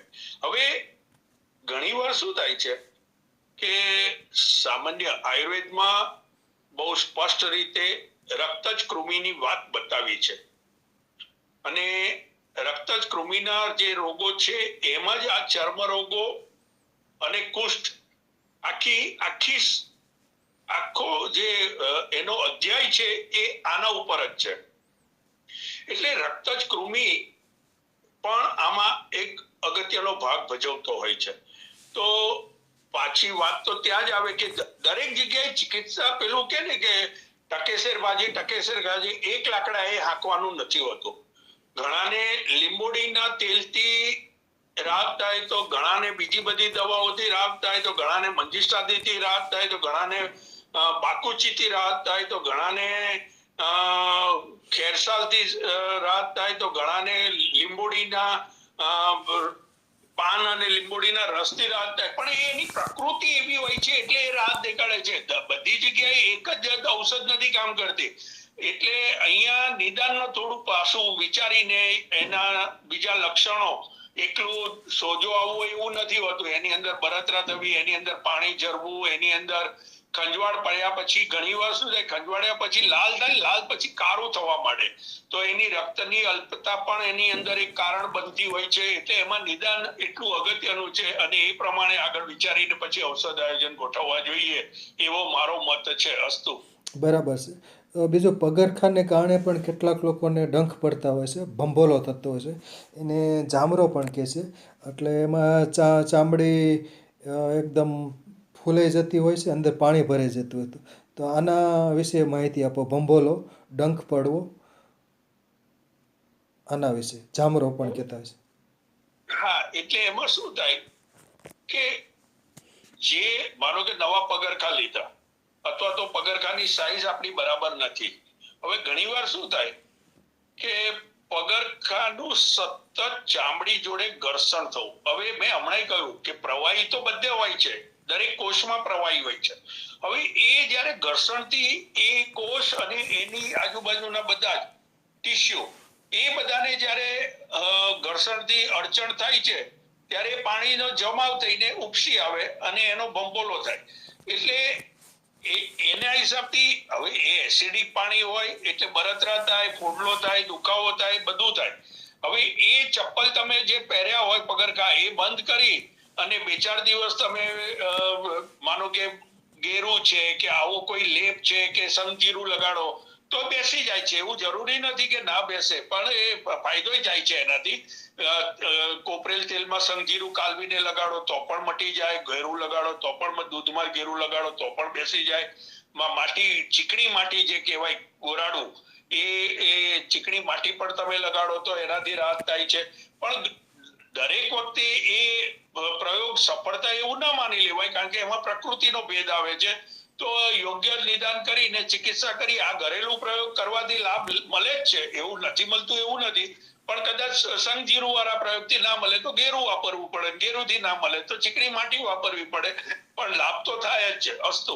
બરાબર છે. હવે છેલ્લો પ્રશ્ન, કપાસી, પગમાં કપાસી પણ થતી હોય છે, ભંભોલો જેમ પડે એમ કપાસી, એમાં ચામડી કઠણ થઈ જતી હોય છે અને દુખતી હોય છે, તો આના વિશે પ્રકાશ પાડો. કપાસી હવે એને સાહેબ કપાસી, એને કોન્સ પણ કહેતા હોય છે. કઠણ ચામડી થઈ જતી હોય છે અને ઘણીવાર એ દુખતી હોય છે. હવે આ થવાની પાછળના કારણોમાં અગત્યનું કારણ શું છે કે જ્યારે આપણે પગરખા પહેર્યા વગર ચાલતા હોઈએ ને તો ઘણીવાર આમ અણીદાર કાંકરો અથવા તો કોઈ એવો આમ તીક્ષ્ણ રીતે ત્યાં વાગી જાય, અને એ વાગી ગયા પછી એ વખતે આપણને ખ્યાલ ના આવે, પણ પાછળથી એ ચામડીના એ ભાગ મરી ગયો બી ના કહેવાય, અધમુવા જેવો થઈ ગયો, અને એની અંદર ગંઠાવા જેવું થઈ જાય, અને એ પછી એનો વિકાસ થાય ને એનું મૂળ જે અંદર સુધી ગયું હોય દબાણનું, ત્યાંથી એનું મૂળ શરૂ થાય. હવે એના માટે આપણે પહેલા એવું હતું કે ભાઈ એ કણી કપાસીને કોતરતા હતા અને છેક ઊંડે સુધી એના મૂળ સુધી જ્યાં એનું દબાણ ગયું છે ત્યાં સુધી એટલો ખાડો કરી અને એને કાઢી લેતા, પછી એની ઉપર ચૂનો કે એવું ભરી અને એને રૂધ લાવવા માટેનો પ્રયોગ કરતા હતા. હવે એ બધું જતું રહ્યું છે. હવે તો કોર્નની પટ્ટીઓ આવે છે અને મેડિકલ સાયન્સમાં સર્જરી કરીને કાઢે છે. બરાબર. પણ અગ્નિકર્મ થઈ શકે? અગ્નિકર્મ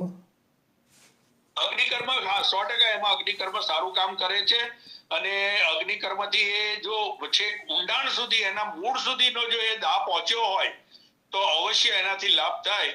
કારણ કે એ આફ્ટર ઓલ તો એક અધમૂવી થયેલી પરિસ્થિતિની રચના છે, એટલે એ બારી નાખે એટલે ન રહેગા બાંસ ન રહેગા બાંસરી, એટલે એ અગ્નિકર્મ એમાં અવશ્ય કામ કરે છે.